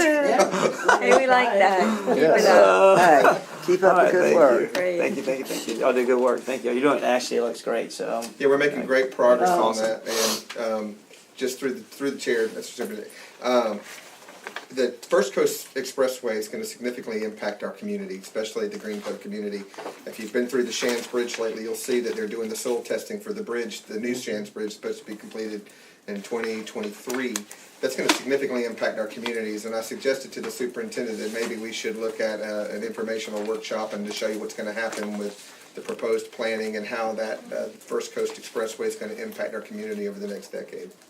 So I thought it'd be an interesting item to discuss at some point. That would be an interesting workshop. That would be good. Okay, so D1 is the Safety and Education Articulation Agreement with the Clay County Sheriff's Office. This is where we'll have training, and all of this is going to hopefully be finalized. We have the next couple are all about the articulation agreement with the Sheriff's Office. For the first one, D1, is for individuals from now until September the 18th to get resource officers trained and on board. That's the first one. D2 is the articulation agreement for October 18 through September 19 for all of the resource officers and for secondary schools, for all secondary schools plus Bannerman, along with additional personnel that has been embedded in there for leadership. D3 is the Green Town of Green Cove Springs to Police Department articulation agreement, which we think we're in really good shape with them. D4 is the Town of Orange Park as well, articulation agreement. And D5 comes back for the resolution for the millage. I asked the superintendent to bring that back if you're wondering. Yeah, I didn't say a name, I didn't know Yeah, who that that was, was. I asked them Oh, to just bring it should in be- its original yeah, format, Yeah, it should so. be That's listed what it as Ms. is. Carrick's Fine. item. I think it really matters. Well, what we did, we just copied and pasted, so it's still under Ms. Studdard and Madison Davis. D6 is just a hearing for policy to approve the advised proposed amendments. Woo-hoo. No, right? That's How long progress. did it take us? It's all right, we got it done. There you go. It's progress. I have a question. That was No, I'm good. kidding. Go ahead, go ahead, go ahead. Hey, are we taking a break before we start I the don't know, next but that section? was good work. Hey, We did Yes. good. it took us a while, but we did it. Yes, ma'am. And we're all still When do we speaking want to each other, start which the is next great. section? September? What are we gonna do? We're gonna do HR. Where did Give Mr. us a break for a Where while. did Mr. Brosky go? We're gonna He do has HR. a meeting with Okay. CESPA right now. No, but I wanna do HR next, and that's gonna be. Well, you the know, next- but really, when we get to the different departments, they should make all their changes. Yeah, And we it are should be doing that minor. now. We don't Yeah, have that's to correct. fine tooth it because When- we're not yes. working with it. Yeah, we need to This know needs to be- when he'll be Our ready. staff is- Individual our staff department is doing almost your ready. stuff. All right, What's when up the next when one? Mr. Unless Brosky there's is somebody ready, really catches. Mr. Brosky is Do it ready with at his least the next department, let me know, and section. we'll start going. Through the chair, has he sent the final versions? Because I know he's done. Yeah, he's That- done. We Yeah, should well- need a workshop on that. We'll meet sometime. We'll need to workshop, so we're kind of, here's where I'd like to go, and I've spoken with the board chair on this. Yeah, unfortunately, we have to pick up, on our policy, we really should. And I think that we can knock out fairly quickly the rest of section one, just get it over with. And then I was recommending that we jump right to that section of HR that dovetails with administrative hearing world. And I'd like a chance to talk through that, make sure that we're all on board and what is expected and what, if any, changes need to be made in addition to those revisions that you have before you. So I'd like to, maybe we could schedule something toward the end of this meeting, we can revisit that schedule. Ms. Gilhausen not being here. Yeah. We shouldn't schedule anything till Yeah. she's here. Right. I don't agree with having to have a workshop for all the other departments. I do agree that for section one that pertains to us and how we govern as a board, certainly we need to discuss it and wordsmith it or whatever we want to do. But when it comes to the other departments, that's their department, they're the experts in their department, whether it be instruction, business affairs, facilities.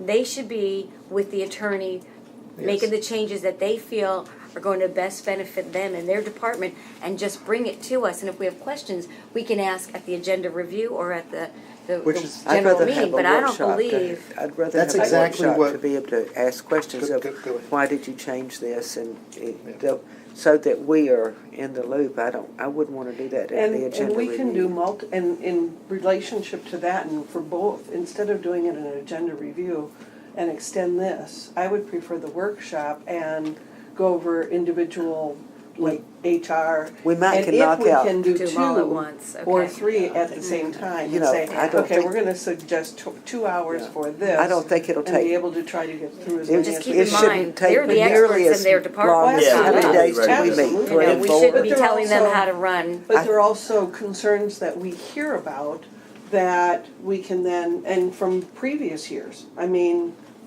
2 or 3 years ago, we may have heard something and thought, is there a policy about that? Yeah. Just to be able to refresh and make Refresh. certain. I think it'd be just a good, and I thought. do think that we probably can knock out more than one department. Yes, yes. Yes, And have everybody ready when we set this workshop, so depending on how fast we go through, Right. because I don't think it'll take that And long. through the chair, my staff's ready, so. Yeah, we're Ms. ready to Piva go. has a question. Who? Ms. Piva. Ms. Piva? Yeah, I know that both instruction and HR has huge conflicts with the contract. So there are things in policy that is not contractual, and contractual only, trumps policy.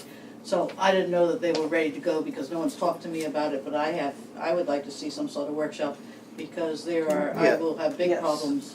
Well, and I think it's very important that you be there, and I know that you're gonna be out of town from what date to what date?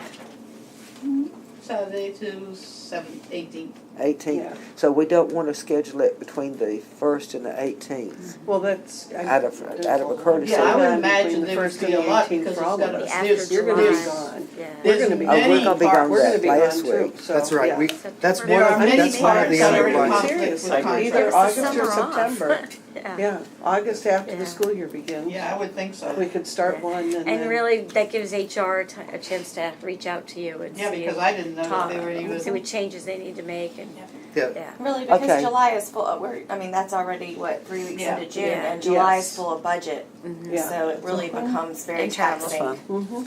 Well, We'll and go we whenever. do would Till like then, to I'll have a have little Mr. vacation. Rossi work with Yeah, everyone. we'll see. That we submitted it to. Okay. Feedback, which is the first letter we should be doing. Yes, but we all know it's Yes, coming. it's coming. Okay. It's coming. All right, let's move All along. right, D7 is special action. Do we have any? No? We do have one. We Call. do? We had two, but it went to one because the individual resigned. But it's not on the backup yet. No, it's not. Still investigating one of it, but I know it'll be there. So he'll call each of us Yes, with ma'am, details. I promise. D8 is just for us to approve the advertised 17, 18, 19, 20 student exceptional education special policies and procedure manual. And that'll give us a month to read the 236 pages. 239. Yeah. Yes, ma'am. Every word. Yeah, every word. Were the changes in that also? No, ma'am. That was last month, Yeah, yeah. no, and there was only language to the chair, That language that was was state, from the but there state was put in no there. substance. Yeah, no. D9 is the annual renewal for insurance, for employee benefits. This is through the committee's recommendation.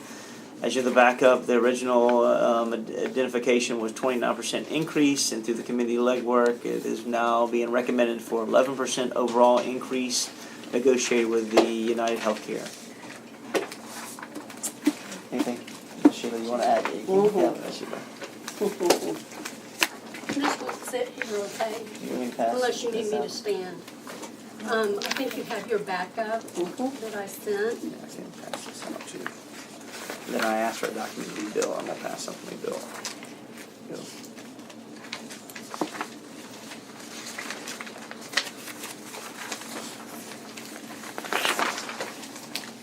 The overall renewal, as Mr. Davis had said, it originally came in at 45%, but they made a business decision to go to 29.3. We've negotiated it to 28.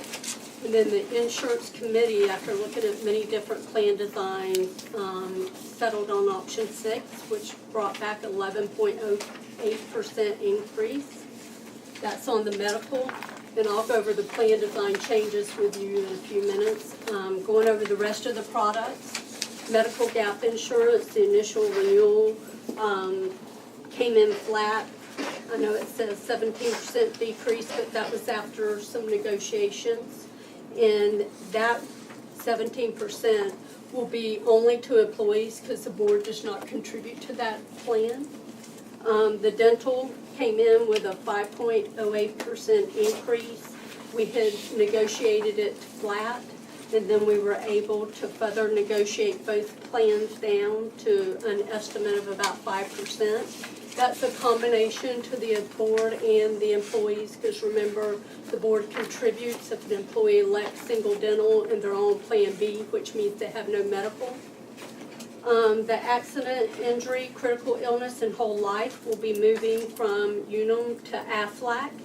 That's in order to help offset because Benefit Focus, through our web enrollment carrier, will be beginning for annual enrollment. They have a partnership with Aflac, and they were able to negotiate with them to get some offsets if we moved our products from Unum to Aflac. Those are all voluntary. Except for the accident injury, it's offered to Plan B employees. So that will go to Aflac as well.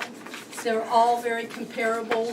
One good thing about these, some of the people that couldn't get the critical illness or whole life in the past, it'll be guaranteed issue with no pre-existing. So that's a real big plus for a lot of people that wasn't able to get onto the Unum product. So, and Unum has agreed to direct bill anybody that wishes to keep their current critical and whole life they'll direct bill them, so that won't be an issue with that company. The vision, we were already at a renewal, we had one more year on our renewal, but we were able to go back to them and negotiate a 7.5% decrease, and further our renewal out to 2020. That's also a combination for the board and the employees. Basic life and disability, AD&D, that was also able to negotiate approximately a 5.5% decrease and get a renewal for 4 years. The combined savings of all of the ancillary products is approximately $271,000 that we were able to negotiate down for the board and the employees. And that will take effect 10/1/18. If you go to, I don't have a page number on here, but option 6, that's what's being proposed by the committee. When we looked at plan designs, the last thing the insurance committee wanted was for us to bring back to them options that range between 10 and 15%. We did that. We actually had about 7 or 8 different options for them to look at just on this one meeting. They settled on option 6 for several reasons. Number one, on the majority of the plans, the only thing that's affected is your deductible and your max out of pocket. And less than 10% of the people overall hit that max. And normally, if you hit your deductible, you're going to hit your max because you've had an inpatient hospital stay. On the choice plan, there was a slight increase to the PCP copay. The reason that they opted for this one over the one that didn't is because it was like a $20 per month savings. And this is only a $10 if you go increase, so their rationale was, okay, well, not everybody's gonna go every month. They'd have to go twice a month to break even. So on this one here, it still saved $20 per pay period on that. We did up the copay for your outpatient surgery or your ER from $300 to $500, and that's because people were utilizing the ER to get their MRIs done because it was at the same cost, $300. And as you know, if you go to a freestanding facility, it's a lot cheaper, about $900 to $1,100. If you go to an ER, you're looking at thousands of dollars. So you got to make the right choice sometimes, or try to navigate them down that path. And then that's really the only changes, and we've done what we've heard employees ask for. They want a catastrophic plan with lower per pay period rates. That's what I would see as your choice HSP plan. And then they can buy up to the choice or the choice plus. And the rates that you see at the bottom is the overall rate that we get from United Healthcare. And we had to make assumptions of how we think that the population will shift during this enrollment. So we've made some assumptions by that, by about 10% moving. If you'll go to the next page, the insurance committee also wanted to try to give employees that would choose the choice HSP plan a little sweeter deal by offering a $250 HSA contribution by the board. Of course, that's subject to collective bargaining. But we're not the only district. There's tons of districts there I've looked at that they either contribute to an HRA or to an HSA. And the reason that you do that, the reason behind it, is because when you have a plan that's got a deductible first, so you got to meet your deductible before the plan will pay anything. Some younger people are like, okay, I'd like that plan, but if I got to go to the doctor, it's going to cost me several $100s right off the bat. But if they have a little bit of money in there to cover that, then they're more apt to go that way, and it saves the district money, and it saves them money because they're not having to pay right out of their pocket. But let's say they do have a hospital stay, they got to meet that deductible before the plan's going to pay. So again, they're taking more of a risk, but sometimes that risk is worth it to save the money per pay period because they may not have it. if you go to the next one, talking about the nicotine tobacco surcharge, there's quite a few districts that are doing that.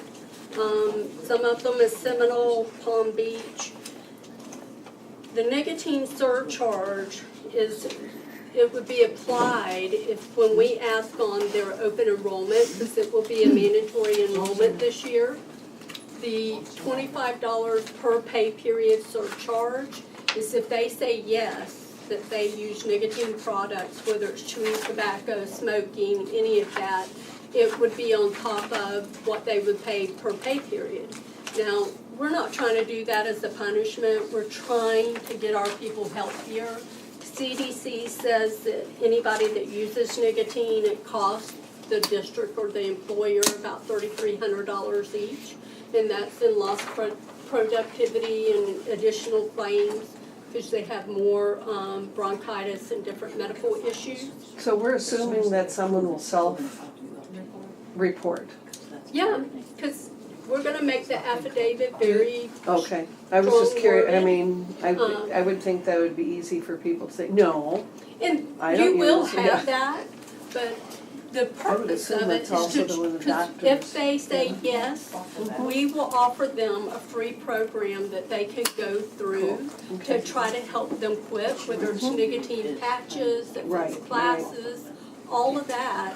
And then once we are notified, yes, they have completed that class, the first of the month following, we would remove them back to the lower rate. We'd take off the surcharge. We wouldn't charge it to them anymore. Okay. Okay? So again, like I said, that's not, Right, that's not used as trying to be, you know, punitive, yeah. take it out on someone, because we had one employee say, well, why aren't you charging it for someone that's got diabetes? Well, those are medical conditions, and some people don't have a choice. It can be hereditary, whatever. This is a choice to use or not to use. Right. So that would be my rationale for that.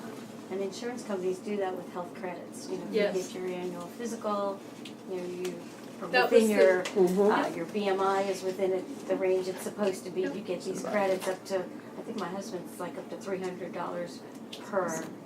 Yeah, per I've person. even seen Seminole, I think it was Seminoles who I looked at, one of them, and they offer, they call it 5 steps to wellness. And if you go and do your biometric screenings and your BMI was within a certain amount, there's 5 different things, and they give them a whole big list. Then they add $750 to your HSA. Or if you don't do all these, then you don't get that $750, and they reduce how much they're gonna contribute to the board contribution. So there's several different things. I mean, people are Take being anything real away. in tune to how to try to Yeah. control Advice. these insurance costs. I know the state of Florida, insurance plan is doing the nicotine surcharge. Yeah. They are, and they're self-insured, I believe, what I read. Through the chair, can I ask you a question? Yes. So I know that on the HSA contribution, we talked about this. So this plan will go forward if approved by the board. The board's not approving the $250 contribution because it's subject to collective bargaining. So this is just a sample in there. We put that in there because I'm only presenting what the insurance committee recommended. Okay. And that's what they're recommending, but it's still subject to collective bargaining because it's compensation. And let me ask you how this is gonna Yeah. work, Just wanna make- because. We can't We'll vote file on a that. ULP We as soon can't as vote that's. on All that. right, wait, well, What? this is, I'm confused now, Right. because if that is in there for us to approve, It's and not. that, If you, It in has to be taken the out. end, Has to be in the taken out. board That's my agenda, question. I ask you to approve everything else except for that because it's subject to Okay. collective Right, bargaining. that's what I thought I saw. So, but I just need to tell you and explain it, so that way you know what you would be voting on, okay, So we're not um, voting on when that you're in part. collective bargaining. Okay. okay, But I'm 'Cause I only wanted to make presenting sure- what the insurance committee has recommended. okay. But This is in why the this is agenda back up. item at the bottom, I put that at the bottom and say it's subject to collective bargaining. Yes. Okay, I put it separate than everything else.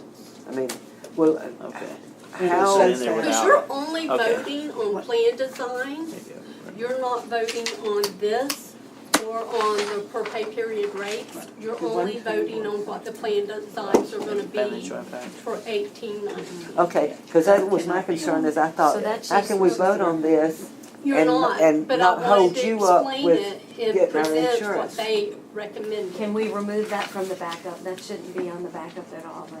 Just that slide, Just so, that one slide. yeah, I'll we take can it remove that off. slide. Because I think That's if we easier. vote and that's All part of the this says backup, is- we're Yes, approving People it. gonna Even correct with it. your little note, we're still approving it, so it would need to. Yes. I'll remove the slide. That would We're probably gonna be take it best. off the. I was just concerned, Addison, are is you that gonna? okay? We remove that one slide? I think you could Excuse do me. it for information only, because I think it is important for the board to know Right. what the Well, maybe insurance have it committee as is the last recommending. page. But the insurance For committee information. can't recommend that. The insurance Right. committee cannot recommend that they're gonna give $250 to people who are on the HSP in their HSA, but not anybody else's HSA. They can't because then it's gonna come down to, you're suggesting that that's what we're going to bargain.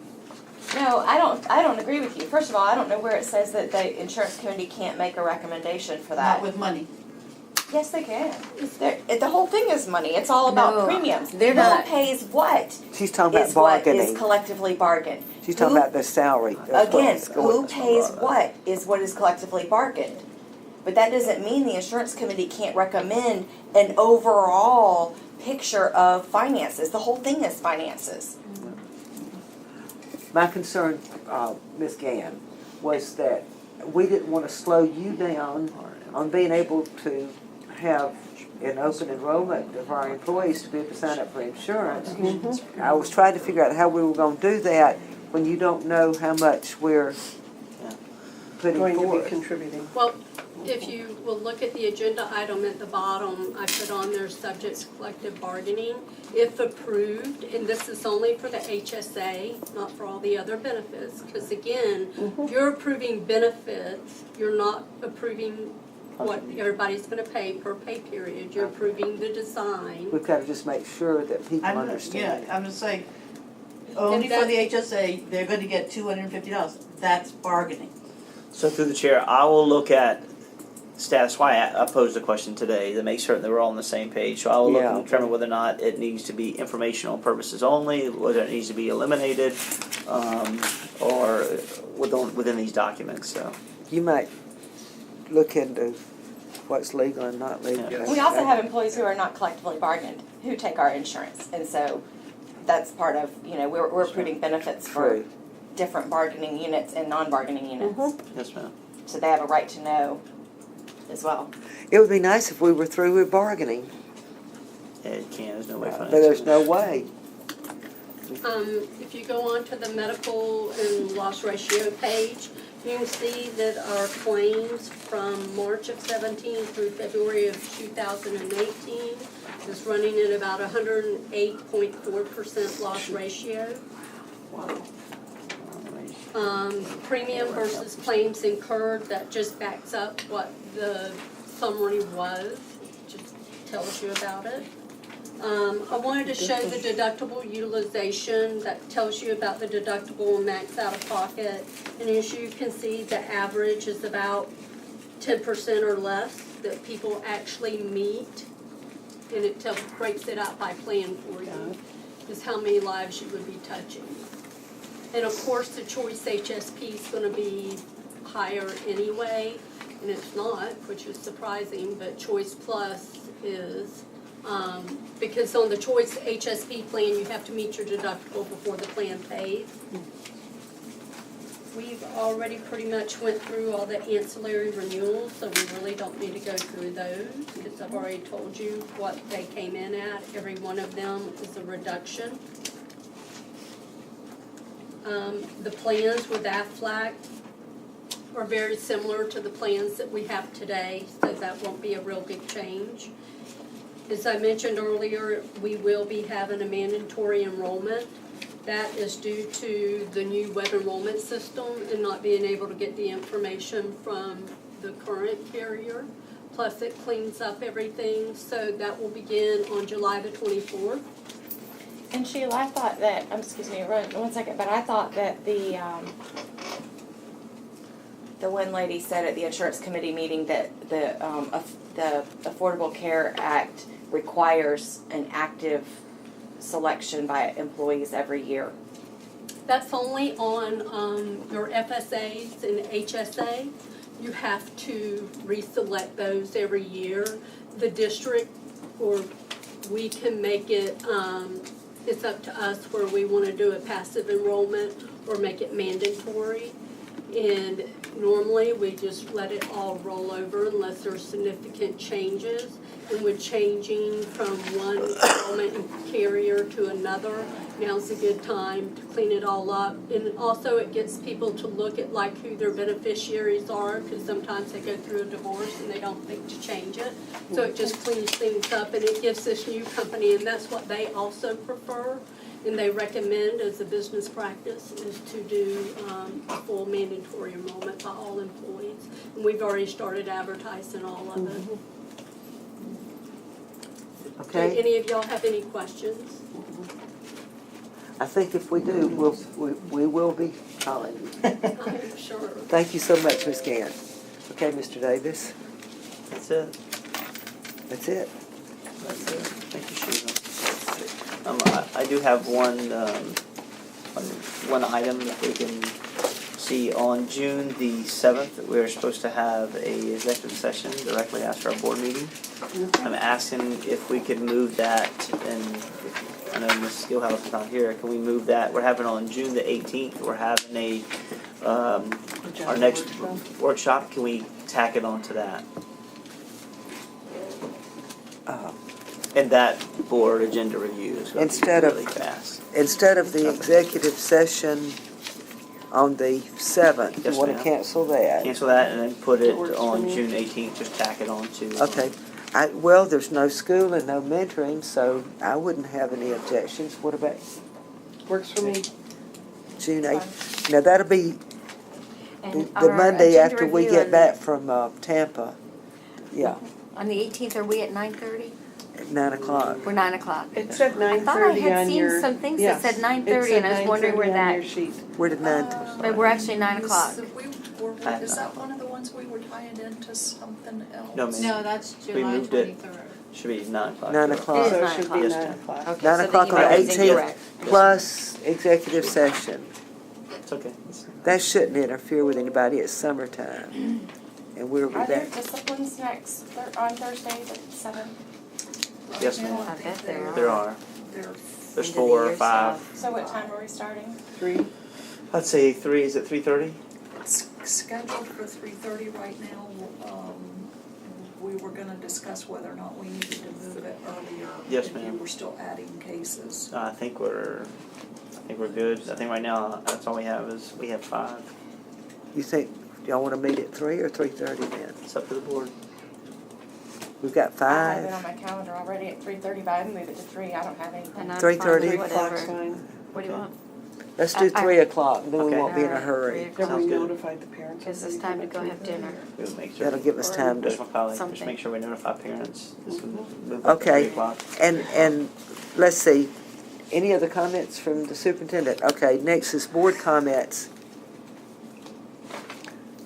We've got a meeting in the morning, Yes, ma'am. 9 o'clock. Yes, ma'am. I'll be there. Let's see. Not us, just No, you. yes, ma'am. Clay virtual You're gonna be worried. graduation. Clay virtual graduation's 4 p.m. Friday the 1st. Yes, ma'am. And then I guess I'd better check what time I'm supposed to Yes, be at ma'am. high school. I'll have principals reach out, email you today. Yeah, okay. And then Monday, the Bannerman If they have it graduation today. is at what time on Monday?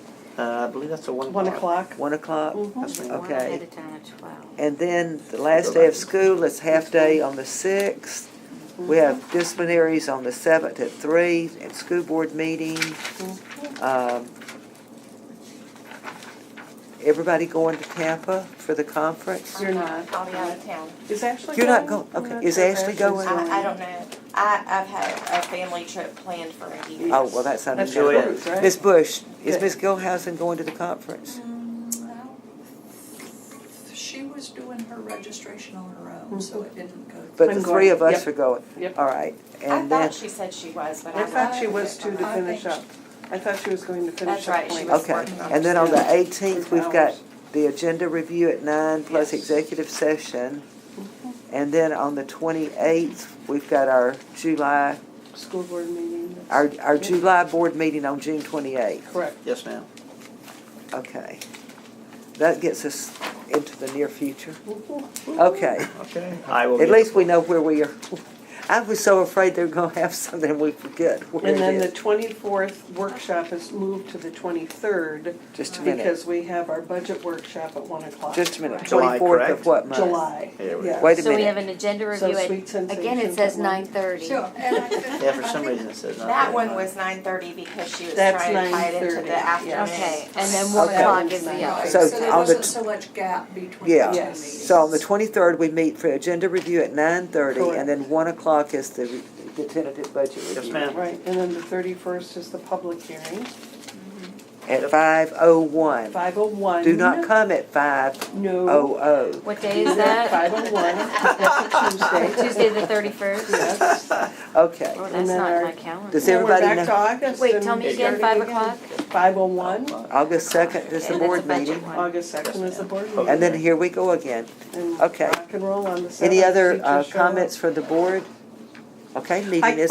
I have one, Oh, go I ahead. have just have one quick question about graduations. Okay. Yeah. Has anything been changed? Because I did get a letter or a note from Ms. Pickett saying, because there were changes made, and I don't know. It's just you and- how she organized it to walk out, she just wants, Is she's that the only changing thing? who goes You at out. least She got was notified. asking what our time was that we were going to be arriving. Yeah. What time does graduation begin? It's 8 o'clock. Thank you, She'd like us there at 7:15. thank you. I can do Oh, that. wow, that's early. Good, I can do Clay that. High wanted me at 7:45 last year. 7:15. They came and met me in my car with an umbrella. Oh, It was yeah. pouring. I remember it was But I right. guess you're I doing should our- check you're and doing see when Oakley? I'm supposed to be I'm there. Oakley. Do you have I emails thought you were today? Oakley.